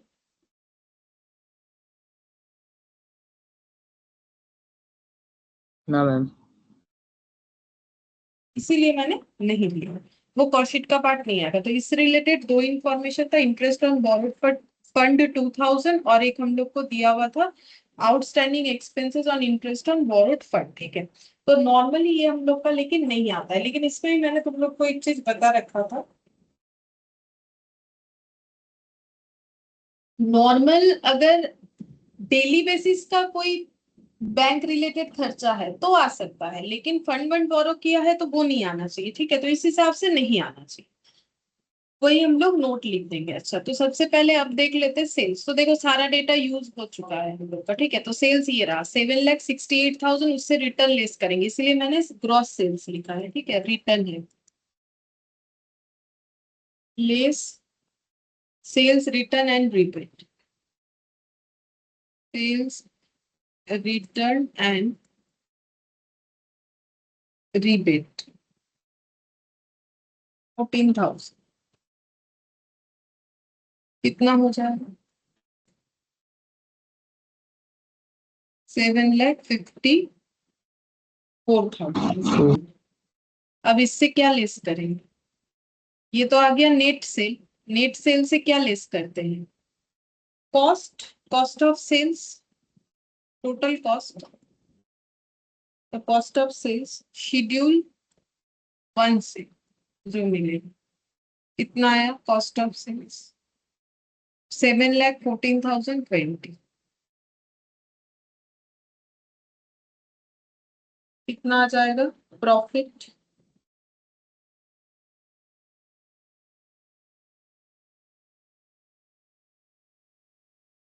39,980। 39,980, ठीक है। तो ये कॉस्ट ऑफ सेल्स माइनस करने का मतलब ट्रेडिंग का आइटम भी माइनस कर दिया, पीएल का आइटम भी माइनस कर दिया, ठीक है। लेकिन बोरोइंग फंड का इम्पैक्ट नहीं दिखाया, मतलब फाइनेंस कॉस्ट नहीं दिखाया। तो मुझे एक चीज बोलो, जब नेट प्रॉफिट दिखाओगे तब बोरोइंग फंड दिखाओगे कि नहीं दिखाओगे? हम लोग तो प्रॉफिट निकाल रहे हैं ना बिजनेस का। तो तुम लोग इसको अगर अकाउंट्स की तरह ट्रेडिंग पीएल की तरह सोचोगे तो कॉस्ट ऑफ सेल्स का मतलब क्या है? ट्रेडिंग का सारा खर्चा माइनस हो गया। कि मैंने 7,60,000, अगर इसको ट्रेडिंग फॉर्मेट में दिखाओगे तो ये तो बाई सेल्स बोल के आ जाएगा 7,68,000, ठीक है। सेल्स रिटर्न यहाँ से लेस हो जाएगा 14,000 करके, यहाँ नेट सेल आ जाएगा। अब यहाँ पर क्या रहता है? To opening stock, to purchase, ठीक है, टू डायरेक्ट एक्सपेंसेस, तो यहाँ पर जीपी आ जाता है, ठीक है। फिर ये जीपी ब्रॉट डाउन करते हो, यहाँ पर इनडायरेक्ट एक्सपेंसेस को माइनस करते हो तो आ जाता है नेट प्रॉफिट। अब ये इनडायरेक्ट एक्सपेंसेस में तो काफी सारा चीज होता है, ऑपरेटिंग, नॉन ऑपरेटिंग, ठीक है, ये सब होता है। और ऑपरेटिंग का मतलब जो बिजनेस रिलेटेड खर्चा है, जैसे कि सैलरी हो गया, इलेक्ट्रिसिटी बिल हो गया, टेलीफोन, पोस्टेज, टेलीग्राम, रेंट, ठीक है, टैक्सेस, ये सब। तो ये हम लोग का जो प्रॉफिट आया, इस प्रॉफिट को हम लोग क्या प्रॉफिट बोलेंगे पता है? इसको हम लोग बोलते हैं ऑपरेटिंग प्रॉफिट। अब इससे जब हम लोग माइनस कर देंगे इंटरेस्ट ऑन बोरोड फंड, जो कि हम लोग अपने पीएल स्टेटमेंट में दिखाते हैं इंटरेस्ट, ठीक है, वो हमारा फाइनेंस कॉस्ट होता है। तो इंटरेस्ट ऑन बोरोड फंड अगर हम लोग इसमें लेस कर देंगे तो हम लोग का आ जाएगा नेट प्रॉफिट, ठीक है, ओवरऑल नेट प्रॉफिट। तो अगर तुम लोग को याद है कि देखो जिनका कैश फ्लो है, मतलब इंटर में जिनका कैश फ्लो करवा दिया, उनको मैंने पीएल का बताया था कि पीएल में किस तरीके का एक्सपेंसेस होता है, operating expense, non operating expenses, ठीक है।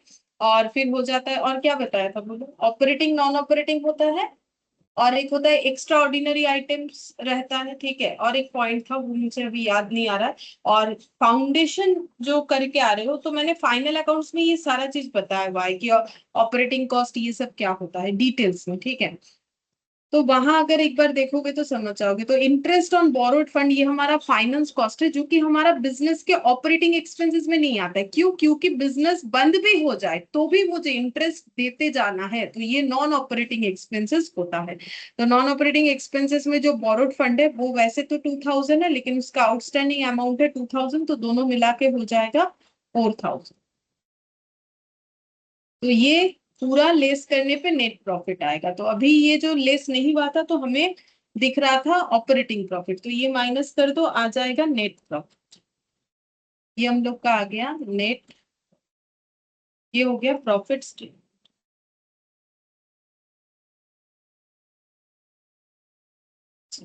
तो मैंने ये कॉस्ट ऑफ सेल्स में ऐड नहीं किया है बोरोड फंड, बाकी सारा जो है हम लोग का रेडी है। अगर कोई चाहे तो नोट दे के कर सकता है, बट जरूरी नहीं है, ठीक है। चलो ये ठीक है, बट हम लोग नोट ये दे देंगे कि ऐसे दे सकते हैं। देखो नोट बताते हैं कैसा नोट हमें देना चाहिए।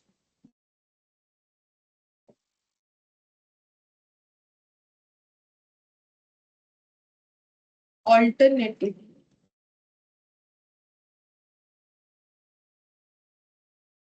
Interest on borrowed fund of ₹4,000 may be added to arrive cost of sales। तो कोई अगर चाहे तो कॉस्ट ऑफ सेल्स निकालने के लिए, मतलब बात ये है कि देखो यहाँ पर हम लोग बोरोड फंड दिखा रहे हैं, कोई अगर चाहे तो यहाँ अगर दिखा देता है, जो कि करना नहीं चाहिए नॉर्मली। देखो कंसेप्ट तो वही बोलता है, फिर भी मतलब क्योंकि आप प्रॉफिट स्टेटमेंट निकालने दिया है तो हम बोल रहे हैं कि कोई अगर यहाँ पर ऐड कर दे कॉस्ट ऑफ सेल्स को निकालने के लिए और भी अमाउंट, तो फिर यहाँ से फिर लेस नहीं होगा, ठीक है। ये एक पॉइंट लिख सकते हो। और हम लोगों ने क्या किया वो लिख सकते हो।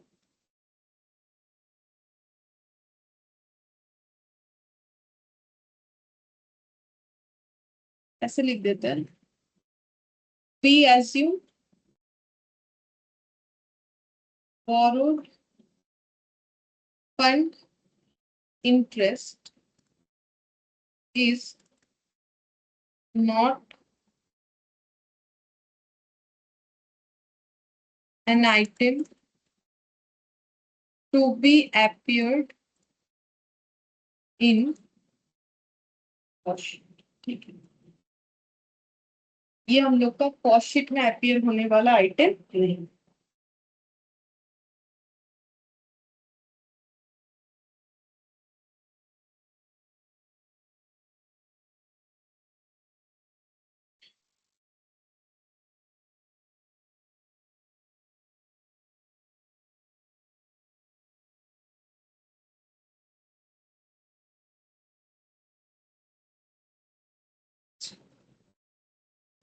ये दो जो होमवर्क था वो अभी कंप्लीट हुआ हम लोग का। इसके बाद हम लोग का एक केस सिनेरियो क्वेश्चन दिया हुआ है।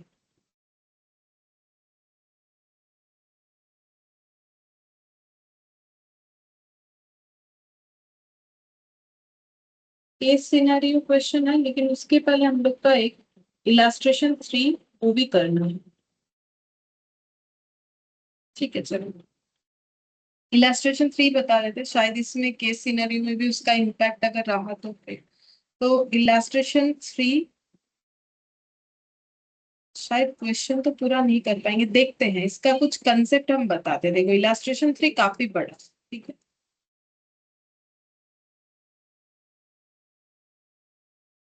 तो इलास्ट्रेशन 3 में ऐसा कुछ खर्चा है जो मैंने पहले नहीं बताया है तुम लोग को, ठीक है। तो देखो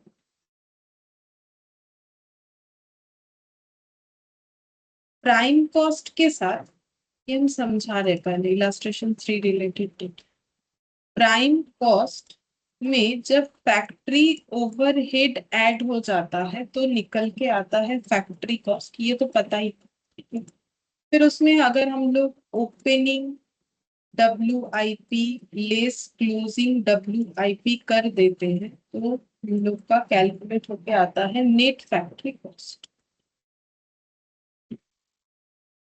अच्छा, अगर अब हम लोग का ऐसा कुछ खर्चा है like quality control expense, quality control expenses, ठीक है, तो वो हम लोग का नेट फैक्ट्री कॉस्ट के बाद होता है। मतलब क्वालिटी कंट्रोल में रहे, क्वालिटी प्रोडक्ट का सही रहे, उसके लिए हम लोग जो भी मैनेज कर रहे हैं, ठीक है, तो उसके लिए जो खर्चा हो रहा है। इसके अलावा अगर रिसर्च एंड डेवलपमेंट कॉस्ट कुछ है और वो अगर प्रोडक्शन से रिलेटेड है या प्रोसेस रिलेटेड, तो वो हम लोग का नेट फैक्ट्री कॉस्ट के बाद आ जाता है। उसके बाद administration overhead related to production आता है, ठीक है। नॉर्मली अभी तक हम लोग जो नॉर्मल क्वेश्चंस कर रहे थे, क्योंकि देखो तुम लोग अभी 3 का ये क्वेश्चन देखोगे तो समझोगे कितना कुछ है यहाँ पर, है ना, कितना कुछ आइटम। तो कुछ स्पेशल आइटम वही हम बता दे रहे हैं कि अगर हमारा कोई क्वालिटी कंट्रोल एक्सपेंसेस है, रिसर्च डेवलपमेंट एक्सपेंसेस है, administration overhead related to production, जो तो हम लोग डील कर चुके हैं, पता है, बट ये दो नया बताया मैंने, ये सब हम लोग का यहाँ पर आ जाएगा। फिर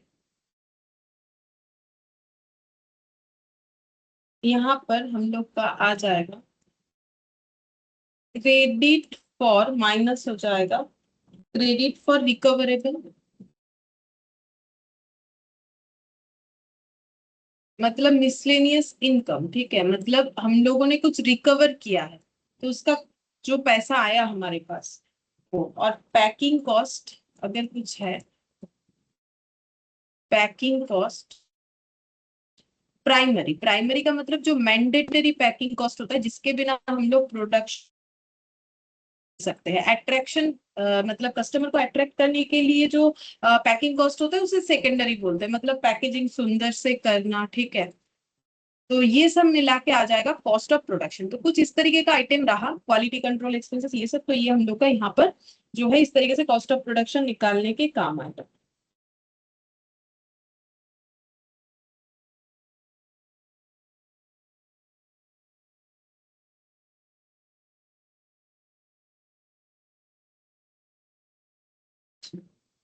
अब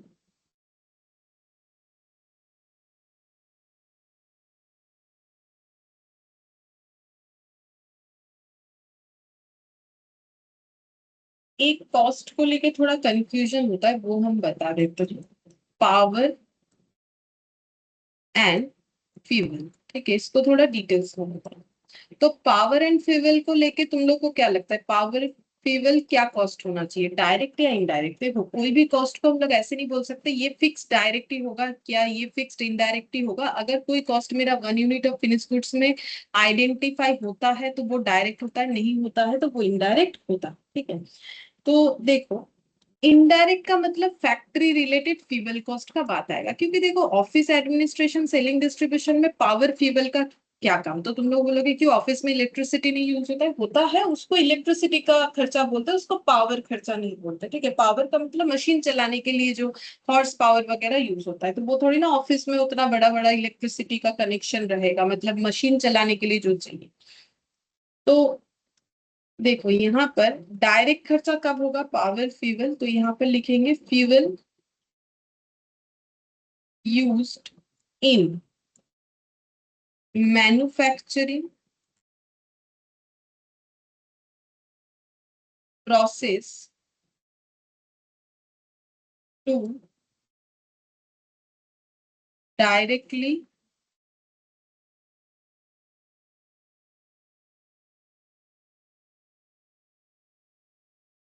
power machinery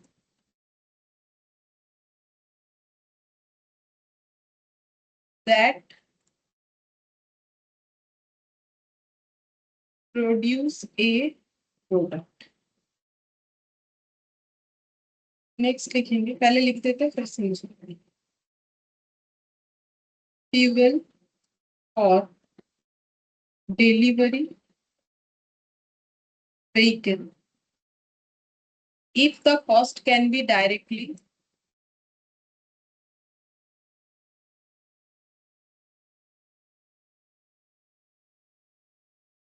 attributed to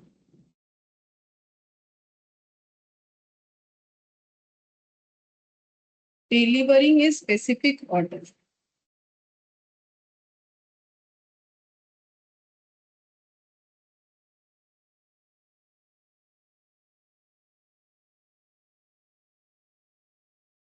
और इधर इनडायरेक्ट में लिखेंगे electricity for the entire factory और ऑफिस, इलेक्ट्रिसिटी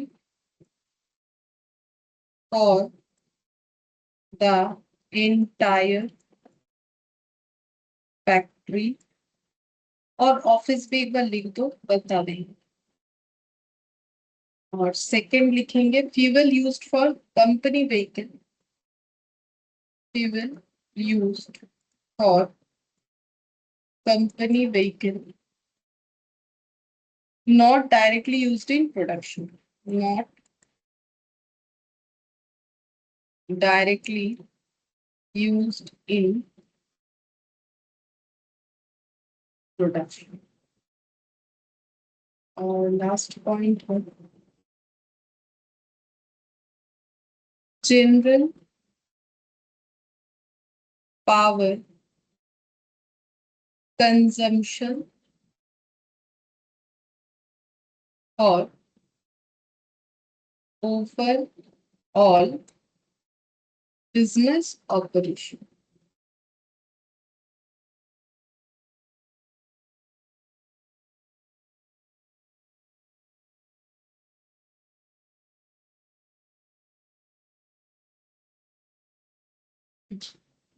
तो देखो पावर एंड फ्यूल ऐसा नहीं है कि डायरेक्ट ही होगा, ऐसा नहीं है कि इनडायरेक्ट ही होगा, ठीक है। तो नॉर्मली इनडायरेक्ट का मतलब क्या है वो दिमाग में रखना है कि जब हम लोग कोई खर्चे को फिर एक जो फिनिश गुड्स को बनाने के लिए वो खर्चा किया है, अगर वो फिनिश गुड्स बनने के बाद उसको देख के हम लोग ये नहीं बोल सकते कि डायरेक्टली कि उसमें वो खर्चा कितने रुपए का लगा है। अगर हमें एस्टिमेट करके बताना पड़े या फिर बताना डिफिकल्ट हो तो वो इनडायरेक्ट खर्चा होता है, अगर हम लोग इजीली बता सकते हैं तो वो डायरेक्ट खर्चा होता है। तो पावर फ्यूल का इनडायरेक्ट वाला पॉइंट है, वो बोल रहा है कि electricity for the entire factory और ऑफिस, अगर इलेक्ट्रिसिटी का खर्चा पूरे ऑफिस या फैक्ट्री बिल्डिंग ये सब के लिए लग रहा है तो यहाँ पर इलेक्ट्रिसिटी का पॉइंट भी मैंने दे दिया कि अगर लग रहा है तो फिर ये इनडायरेक्ट है, क्योंकि फैक्ट्री में पूरा जो इलेक्ट्रिसिटी का यूज हो रहा है या ऑफिस में हो रहा है उसका खर्चा प्रोडक्ट के कॉस्ट पे जरूर ऐड करेंगे, क्योंकि पॉकेट से थोड़ी ना देना है, वो खर्चा भी तो प्रोडक्ट के कॉस्ट में ऐड करके हमें खर्चा निकालना है, तभी तो बिजनेस सही चल रहा है, ठीक है। तो फिर अगर इसको हम लोग 1 यूनिट ऑफ फिनिश गुड्स में इजीली आइडेंटिफाई नहीं कर पाएंगे, ठीक है, कि पूरा जो बिल आ रहा है उसमें मेरा एक प्रोडक्ट के ऊपर कितना लगा है तो वो मुझे एस्टिमेट करके ही लगाना होगा, तो ये इनडायरेक्ट खर्चा। फिर क्या लिखा है fuel used for company vehicle, company का व्हीकल ही है जहां पर तेल का यूज हो रहा है, बट ये प्रोडक्शन से रिलेटेड काम नहीं करता। ये वाला व्हीकल मान लो ये गाड़ी जो है इम्प्लॉय को लाने जाता है और उनको घर छोड़ने जाता है, ऐसा फैसिलिटीज देता है कंपनी। तो ये एक एग्जांपल है कि इम्प्लॉय को लेके आने के लिए या उनको छोड़ के आने के लिए ये गाड़ी रखा हुआ है, तो इसमें जो तेल का खर्चा हो रहा है तो ये प्रोडक्शन से डायरेक्टली रिलेटेड नहीं है, तो ये इनडायरेक्ट खर्चा हो जाएगा उस केस में फ्यूल कॉस्ट। और general power consumption for overall business operations, तो मतलब पॉइंट ये इसका 1 और ये जो 2 है एक ही है, बस वहां इलेक्ट्रिसिटी से एग्जांपल दिया तो मैंने ऑफिस लिख दिया।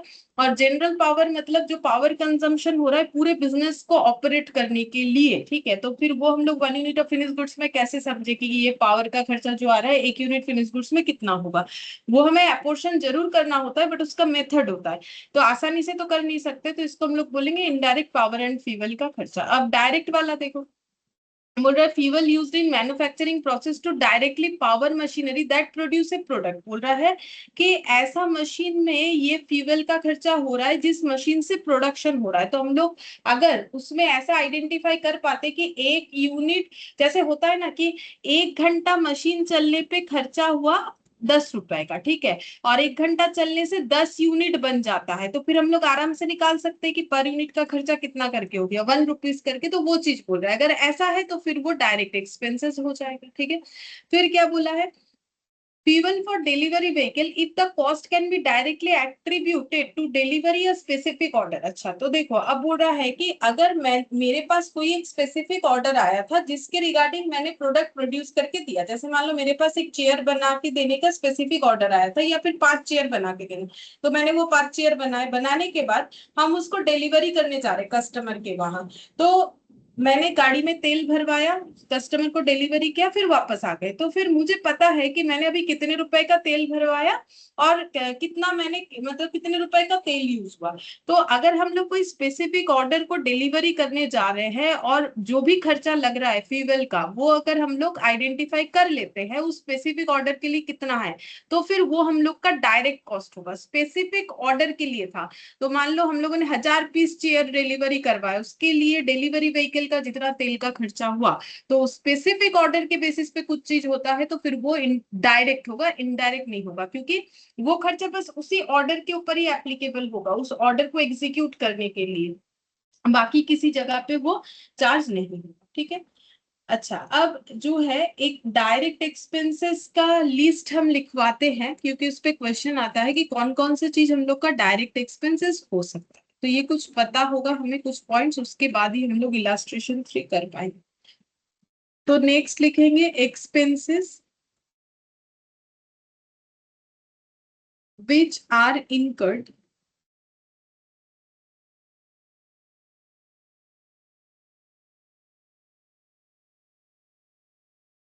to manufacture a product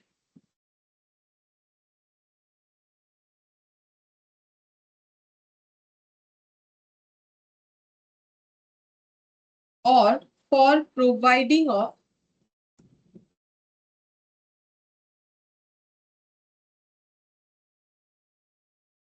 services and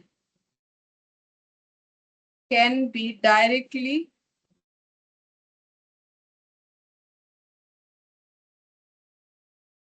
traced in an economically feasible manner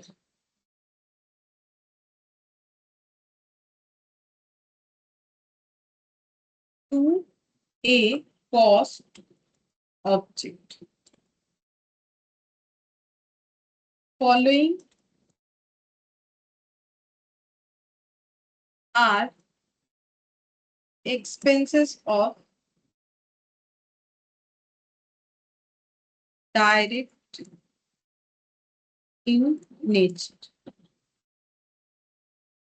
तो लिखा है expenses which are incurred to manufacture a product और फॉर प्रोवाइडिंग ए सर्विस, मतलब ऐसा कोई खर्चा हो रहा है जो हम लोग कोई प्रोडक्ट बना के अगर बेचते हैं तो उस प्रोडक्ट को प्रोड्यूस करने पे, या अगर हम लोग सर्विस बेचते हैं तो सर्विस को प्रोवाइड करने के लिए अगर ऐसा कोई खर्चा हो रहा है जो हम लोग डायरेक्टली आइडेंटिफाई कर पा रहे इकोनॉमिकली फिजिबल मैनर, मतलब रुपीज में डायरेक्टली आइडेंटिफाई कर पा रहे उस कॉस्ट ऑब्जेक्ट पे। कॉस्ट ऑब्जेक्ट का मतलब क्या होता है? कॉस्ट ऑब्जेक्ट का मतलब होता है जिस चीज का हम लोग कॉस्ट निकाल रहे हैं उस चीज को हम लोग कॉस्ट ऑब्जेक्ट बोलते हैं। जैसे वो मतलब कॉस्ट ऑब्जेक्ट देखो मतलब पर्सनल इम्पर्सनल दोनों हो सकता है। जैसे मान लो एक कंपनी में बहुत सारे वर्कर काम कर रहे हैं, तो वर्कर को रखने का खर्चा, तो वर्कर का खर्चा निकाल रहे हैं, तो वर्कर हम लोग के कॉस्ट ऑब्जेक्ट हो गए। मशीन है काफी सारा, मशीन को ऑपरेट करने का खर्चा, तो उसको कॉस्ट, मतलब जिस चीज का कॉस्ट निकालोगे वही हो जाएगा कॉस्ट ऑब्जेक्ट। अगर कॉस्ट ऑब्जेक्ट में हम लोग कॉस्ट को इकोनॉमिकली आइडेंटिफाई कर पा रहे हैं फिजिबल मैनर में, ठीक है, इकोनॉमिकली फिजिबल मैनर में अगर उसको मतलब उस प्रोडक्ट या सर्विस को प्रोवाइड करने के लिए जो खर्चा हो रहा है वो अगर आइडेंटिफाई कर पा रहे हैं उसे डायरेक्ट एक्सपेंसेस बोलते हैं। ठीक है। अब इसमें क्या क्या आएगा उसका एक लिस्ट इसीलिए लिख रहा है क्योंकि कभी कभी हमें ऐसा लगता है कि ये डायरेक्ट होगा कि इनडायरेक्ट होगा, तो इंपॉर्टेंट है ये लिस्ट, तो ये हम लिख दे रहे हैं। ठीक है, बाकी तो देखो समझ के ही करना है। कॉस्ट ऑफ यूटिलिटीज, ठीक है, ये पॉइंट आया था जब हम लोगों ने कॉस्ट शीट का शायद पहला क्वेश्चन स्टार्ट किया था, मुझे जितना लग रहा है कॉस्ट ऑफ यूटिलिटीज किसी एक क्वेश्चन में आया था जिसमें मैंने उसको डायरेक्ट एक्सपेंसेस बोल के लिया था। अभी मुझे याद नहीं आ रहा कहाँ आया था, एक्सपेंसेस पेड फॉर यूटिलिटीज, ठीक है, मैंने बोला था इसको डायरेक्ट एक्सपेंसेस बोल के लो। ठीक है। तो वही चीज हम लिखवाते हैं। अगर मुझे कॉस्ट ऑफ यूटिलिटीज दिया हुआ है, जैसे कि यूटिलिटीज का मतलब power and fuel, steam etcetera, power and fuel, steam etcetera, ठीक है। तो अगर मुझे कॉस्ट ऑफ यूटिलिटीज बोल के कुछ दिया हुआ है, जैसे कि पावर फ्यूल का कॉस्ट या स्टीम कॉस्टिंग, ये सब हम लोग का डायरेक्ट बोल के लेना पड़ेगा। रॉयल्टी, ठीक है। तो रॉयल्टी का कुछ ना, रॉयल्टी का वैसे मैंने लिखवाते वक्त बोला है, तीन तरीके से दिखाया है कि ऐसे लिखा हुआ हुआ तो डायरेक्ट, ऐसे हुआ तो इनडायरेक्ट, ठीक है, ऐसे हुआ तो सेलिंग डिस्ट्रीब्यूशन में जाएगा। बट नॉर्मली अगर कुछ ना बोले तो रॉयल्टी हम लोग हमेशा डायरेक्ट पढ़ेंगे, ठीक है। फिर higher charges for hiring specific equipment, ठीक है। तो अगर ऑर्गेनाइजेशन इक्विपमेंट परचेज नहीं करके किसी से हायर कर रहा है, मतलब भाड़े पे ले रहा है, तो हायरिंग चार्जेस जो होता है वो हमेशा डायरेक्ट एक्सपेंस होता है। अब ऐसा मत सोचो कि हायर हायर कर रहे हैं तो भाड़ा दे रहे हैं, तो भाड़े का खर्चा हम लोग प्रोडक्ट के कॉस्ट में डायरेक्टली तो एट्रीब्यूट नहीं कर सकते, उसे तो डिस्ट्रीब्यूट करके ही करना होता है। हाँ, करना होता है, बट क्वेश्चन हमें बोल रहा है, मतलब पॉइंट्स हमें बोल रहा है कि नॉर्मली क्वेश्चन में हायर चार्जेस दिखे, ठीक है, तो हम लोग उसे डायरेक्ट करेंगे। वैसे होने को इनडायरेक्ट हो सकता है, इसीलिए मैंने पहले ही बोला है। देखो, ये लिस्ट के हिसाब से हमें क्वेश्चन को सॉल्व करना पड़ेगा, क्योंकि कुछ रूल्स हमें बता दिया है तो हम लोग उसको फॉलो कर सकते हैं, ठीक है, इसमें कोई प्रॉब्लम नहीं है। लेकिन हायरिंग चार्जेस का कंसेप्ट जो है, हायरिंग चार्जेस तो हमें टोटल में ही देना पड़े। अब देखो, ऐसे भी हो सकता है ना, क्योंकि हायरिंग चार्जेस हम लोग पर यूनिट बेसिस पे दे रहे हैं, ये एक्चुअली डायरेक्ट तब मान रहा है कि hiring charges per unit basis पे दे रहे हैं, तो इसीलिए हम लोग इसको क्या मान सकते हैं, डायरेक्ट एक्सपेंसेस मान सकते हैं, ठीक है। तो बात ये है कि अगर क्वेश्चन में आया, कुछ नहीं बोला हुआ है कि हायरिंग चार्जेस किस तरीके से जो है दिया जा रहा है, तो हमें हमेशा मानना है उसे direct expense.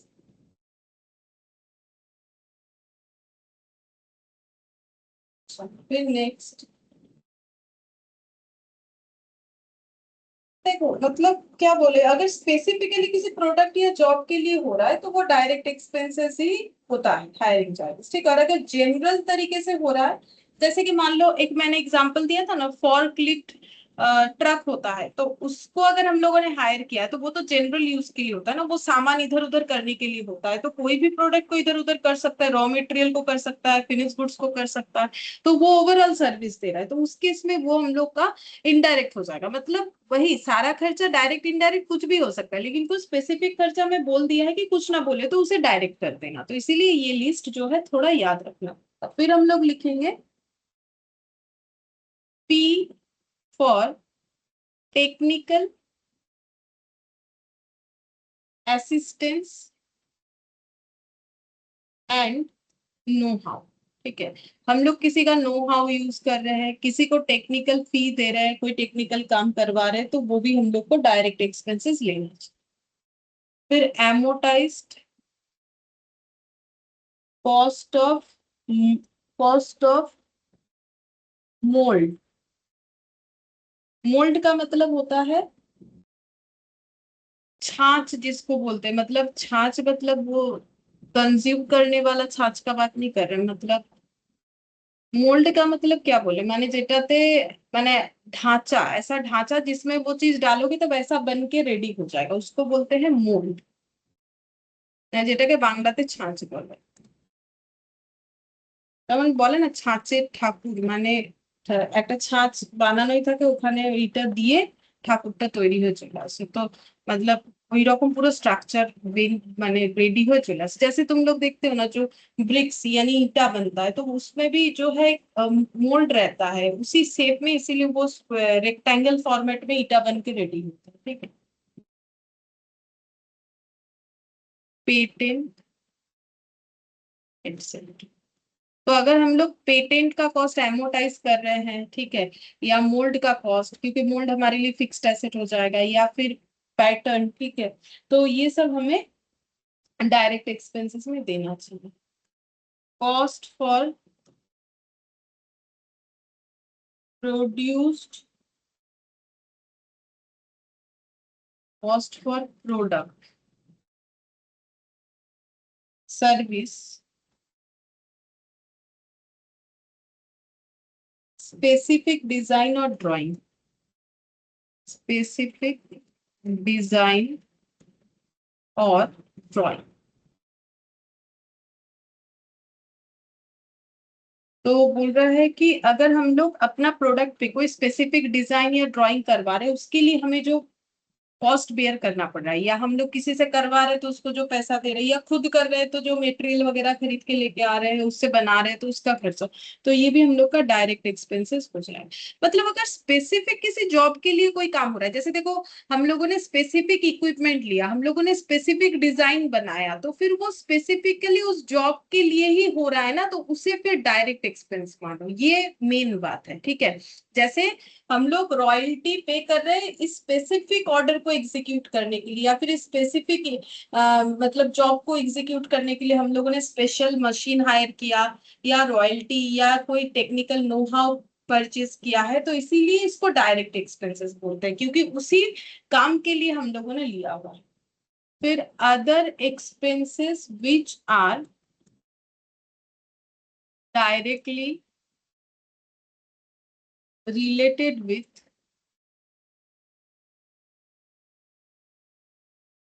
production of goods or service, production of goods or service। मतलब बोल रहा है कि ऐसा और कोई भी खर्चा जो डायरेक्टली कोई प्रोडक्शन गुड्स प्रोड्यूस करने के लिए या सर्विस प्रोवाइड करने के लिए लग रहा है। ठीक है, तो स्पेसिफिकली कोई क्वांटिटी ऑफ गुड्स या सर्विस प्रोवाइड करने के लिए अगर हम लोग स्पेसिफिकली किसी भी तरीके का खर्चा कर रहे हैं, चाहे वो रॉयल्टी का हो, मशीन हायर हो, या फिर कोई टेक्निकल नो हाउ हो, कोई किसी तरीके का टेक्निकल असिस्टेंस हो, कोई मोल्ड परचेज किया है, उस मोल्ड का खर्चा तो नहीं लगाओगे, उसका डेप्रिसिएशन, कोई पेटेंट बनवाया है उसका जो एमोटाइजेशन वैल्यू, क्योंकि पेटेंट एक इंटेंजिबल एसेट है तो उस पर एमोटाइजेशन लगेगा। ठीक है, कोई स्पेसिफिक डिजाइन, कोई मतलब स्पेसिफिक कोई जो है ड्राइंग्स वगैरह, ये सब अगर हम लोग कोई स्पेसिफिक ऑर्डर को एग्जीक्यूट करने के लिए कर रहे हैं तो फिर वो हम लोग का डायरेक्ट एक्सपेंसेस होगा। ठीक है, क्योंकि वो हम लोग वही unit of finish goods produce करने के लिए या वही सर्विस प्रोवाइड करने के लिए लिए हैं। ठीक है, तो इसीलिए स्पेसिफिक ऑर्डर बेसिस पे कुछ होगा तो ये सारे खर्चे हम लोग के डायरेक्ट हो जाएंगे। अब इसमें भी देखो, ये लिस्ट एक लौता लिस्ट नहीं है, ये नॉर्मल एक लिस्ट है जिससे हम लोग एक कंसेप्ट को समझ सकते हैं। ठीक है, और कुछ नहीं। जैसे कि ये जो अभी मैंने बताया ना, उसमें तुम लोग को यहाँ से हेल्प होगा ये। ठीक है, ये क्वेश्चन जब करोगे तो वो हेल्प मिलेगा।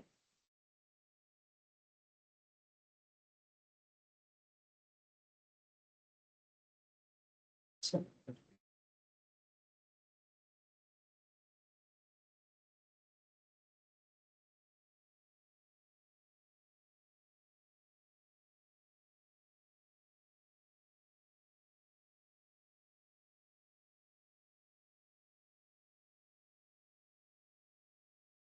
ठीक है, एक काम करते हैं, ये एमसीक्यू कर लेते हैं, क्योंकि बाकी कुछ भी अभी हम लोग नहीं कर सकते हैं। नेक्स्ट क्लास में वो इलास्ट्रेशन 3 और ये केस सिनेरियो करते ही हमें पूरा टाइम लगने वाला है। ठीक है, अच्छा तो देखो यहाँ पर हम लोग का बोला है सबसे पहले कि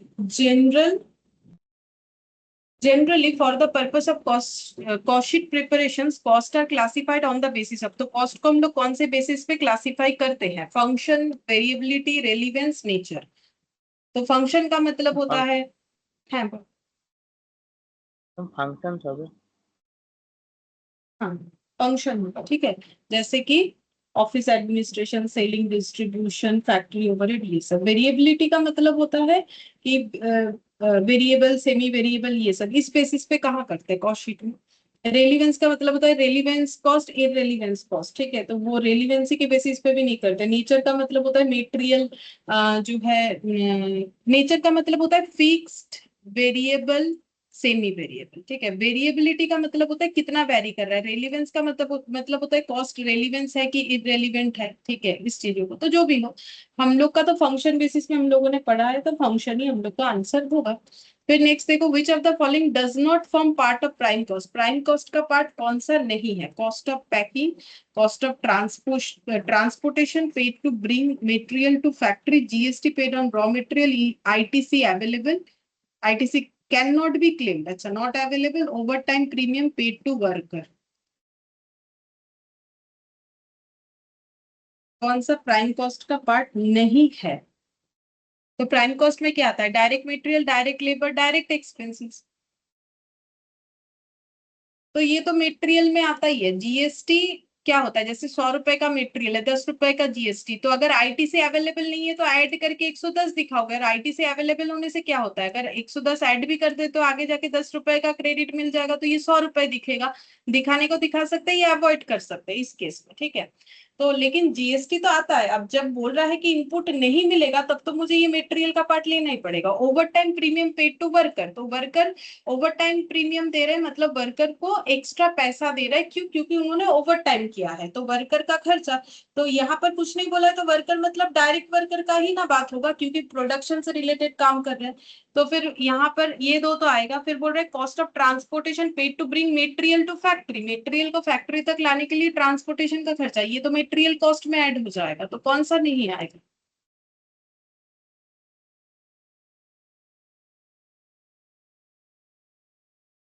कॉस्ट ऑफ पैकिंग, ठीक है। पैकिंग का जो खर्चा है वो प्राइम कॉस्ट का पार्ट नहीं होता है नॉर्मली, ठीक है। प्राइम कॉस्ट का पार्ट नहीं होता है, क्योंकि देखो पैकिंग कॉस्ट जो है ये हम लोग का सेकेंडरी है कि प्राइमरी है उसके ऊपर डिपेंड करता है। जैसे यहाँ पर देखो, हमने यहाँ लिख पाया था,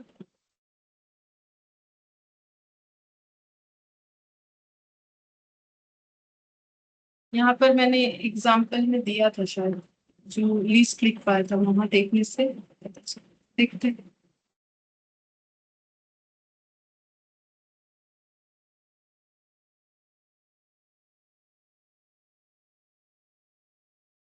cost of packing of finished goods, तो अगर फिनिश गुड्स पैकिंग का बात हो रहा है तो फिर वो सेलिंग डिस्ट्रीब्यूशन में आता है, ठीक है। और बाकी देखो रॉ मटेरियल जो खरीदोगे उसको तो पैकिंग सप्लायर करके देगा, तो कॉस्ट ऑफ पैकिंग तो हमारा जो है प्राइम कॉस्ट का पार्ट नहीं है, ठीक है। अच्छा, फिर बोल रहा है a limited receipt and order for which it purchase a special frame, frame मतलब जिस ढांचे में वो चीज बनेगा, for manufacturing it is part of, अभी बताया था। एक स्पेशल ऑर्डर आया है जिसके लिए उसने एक स्पेशल, हाँ ये डायरेक्ट एक्सपेंसेस हो जाएगा, 3 का भी हो जाएगा। Salary paid to plant supervisor is part of, plant कहाँ रहता है? फैक्ट्री में, तो फैक्ट्री। ये फैक्ट्री ओवरहेड हो जाएगा इसका मतलब। अच्छा, फिर बोला है डेप्रिसिएशन ऑफ डायरेक्टर्स लैपटॉप, तो डायरेक्टर कहाँ बैठता है? एडमिनिस्ट्रेशन संभालता है, तो वो कहाँ, उस पे वो जो लैपटॉप यूज कर रहा है उस पे जो डेप्रिसिएशन लग रहा है तो वो कौन से खर्चे का part? Office and administration overhead. मतलब ऑप्शन ए। अच्छा, फिर नेक्स्ट बोल रहा है ए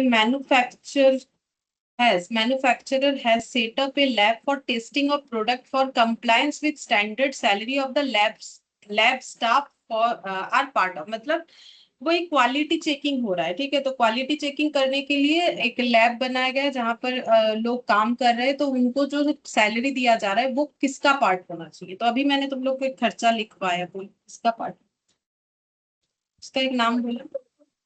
क्वालिटी कंट्रोल कॉस्ट। अभी देखो हम लोगों ने ये वाला यहाँ पर पढ़ा, quality control. Ma'am research cost. नहीं देखो, स्टैंड रिसर्च कॉस्ट नहीं होगा, क्योंकि ये खर्चा टेस्टिंग के लिए हो रहा है, रिसर्च नहीं कर रहा है। किस चीज का टेस्टिंग? कि प्रोडक्ट जो बनाया है उसका स्टैंडर्ड सही है कि नहीं है, मतलब क्वालिटी चेकिंग होता है इसका। रिसर्च डेवलपमेंट का मतलब जो प्रोडक्ट बना हुआ है उस पे और ऐसा क्या करे कि वो और बेहतर बने, ठीक है। तो यहाँ बेहतर नहीं बनाएंगे, जो बना है उसको चेक कर रहे हैं कि वो मतलब क्वालिटी के स्टैंडर्ड के साथ एट पर है कि नहीं है। जैसे तुम लोग देखोगे वो जो खाने का जो भी आइटम होता है उसके लिए क्वालिटी चेकिंग कैसे होता है, क्या लिखा हुआ रहता है? FASSI शायद, ठीक है। पैसा ये जो है, अगर तुम लोग कोई भी खाने का प्रोडक्ट उठा के देखना तो हर एक कंपनी को वो उनसे सर्टिफिकेट लेना पड़ता है कि हाँ FSSAI ओरिएंटेड है कि नहीं है, ठीक है। तभी जाके वो प्रोडक्ट बेच पाएंगे, नहीं तो नहीं बेच पाएंगे। खाने का प्रोडक्ट ऐसा नहीं बेच सकते, ठीक है। खाने के लिए फूड, इसका फुल फॉर्म होता है FSSAI, इसका फूल फॉर्म होता है food safety and standard authority of India, ठीक है, फूड आइटम बेचना है तो इनके पास वो रेगुलेशंस है जो ये पास करेंगे, जिनका मतलब आइटम्स टेस्ट होने के बाद वही बेच सकता है, ठीक है, जिसका फेलियर हो जाएगा वो नहीं बेच पाएगा। तो सिक्स का इसीलिए बी हो जाएगा। सेवेंथ नंबर में बोला है ऑडिट फीस, ऑडिटर को दे रहे हैं, तो ये कहाँ पर लिखोगे, किस चीज का पार्ट होगा?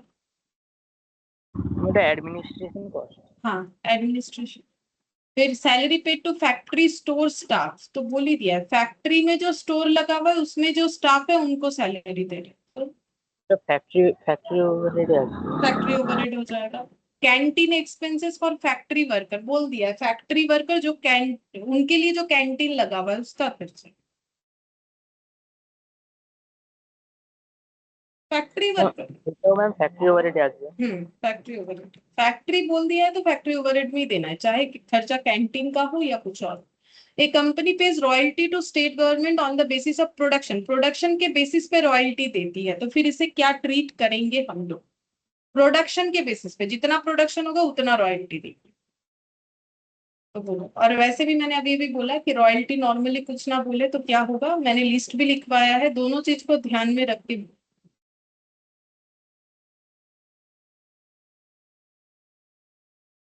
Number of unit produced sold lump sum सब बता सकते हैं।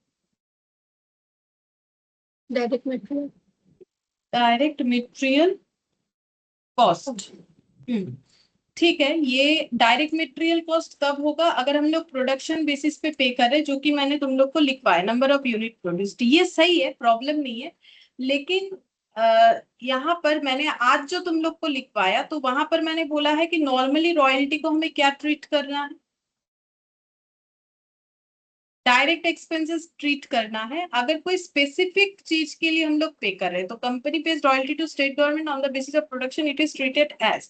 तो देखो डायरेक्ट मटेरियल कॉस्ट भी सही है, डायरेक्ट एक्सपेंसेस भी सही है, दोनों ही सही है, क्योंकि प्रोडक्शन बेसिस पे हुआ तो हम लोग मटेरियल कॉस्ट में भी लगा सकते हैं। लेकिन आंसर जो है इसका दिया हुआ है डायरेक्ट एक्सपेंसेस, ये ज्यादा जो है प्रेफरेबल है। ठीक है, तो तुम लोग एक काम करना, इसको डायरेक्ट एक्सपेंस ही कर दो, मतलब यहाँ पर ये जो मैंने लिखा है ये गलत नहीं है, ठीक है, ये सब क्या है ना, देखो कॉस्ट में ऐसा तुम लोग को बहुत सारा चीज मिलेगा कि भाई वेरिएबल में जाएगा कि फिक्स्ड में जाएगा, ऐसा बहुत सारा अलग अलग जो है इसमें पॉइंट ऑफ व्यू होता है, इसी वजह से डिफरेंसेस देखने को मिलता है। हम लोग ऐसा नहीं बोल सकते हैं कि इसका मतलब यही होगा, ठीक है। अब जैसे देखो आज जो dividend sorry interest on borrowed fund जो आया था, ठीक है, अब interest on borrowed fund normally अगर देखो तो कॉस्ट शीट में क्यों आएगा, वो तो नहीं आना चाहिए। अब बहुत से लोग अभी क्या करते हैं उसको कॉस्ट शीट में दिखा भी देते हैं, तो इसीलिए नोट दे दो, गलत नहीं होगा। तो डायरेक्ट मटेरियल भी सही है, और अगर यूनिट प्रोड्यूस्ड के बेसिस पे है तो हम लोग उसे डायरेक्ट एक्सपेंसेस भी बोल सकते हैं, ठीक है तो डायरेक्ट, देखो मैंने भी डायरेक्ट ही लिखा है बट मैंने बोला मटेरियल के कॉस्ट में ऐड कर दो ये, और आंसर यहाँ बोला है डायरेक्ट एक्सपेंसेस दिखा दो। तो देखो इम्पैक्ट तो प्राइम कॉस्ट में सेम ही आने वाला है, चाहे एक्सपेंसेस में दिखाओ चाहे मटेरियल में दिखाओ, दोनों ही बात सही है, ठीक है। लेकिन फिर भी क्योंकि प्रेफरेबल ज्यादा डायरेक्ट एक्सपेंसेस को कर रखा है तो तुम लोग भी रॉयल्टी जब कुछ ना बोले तो तुम लोग डायरेक्ट एक्सपेंसेस ही दिखा देना। अगर नंबर ऑफ यूनिट प्रोड्यूस्ड के बेसिस पे इसको सेकेंडरी रखना, अगर डायरेक्ट एक्सपेंस नहीं हुआ तो डायरेक्ट मटेरियल दिखाना। तो हम इसमें सीक्वेंस कर देते हैं, अगर हमें ऐसा पॉइंट मिले तो ये नंबर 1 में देना है, फिर ये नंबर 2 में देना है, अगर डायरेक्ट एक्सपेंस अवेलेबल नहीं है ऑप्शन में तो डायरेक्ट मटेरियल दो, नहीं तो नहीं, ठीक है। तो ये हम लोग का एमसीक्यू बन गया। अब बाकी रहने को हमारे लिए 2 क्वेश्चंस है, एक इलास्ट्रेशन 3 और एक जो है केस सिनेरियो, ठीक है, जो कि हम लोग नेक्स्ट क्लास में करें। ठीक है, फिर आ जाओ। Thank you ma'am. ठीक है।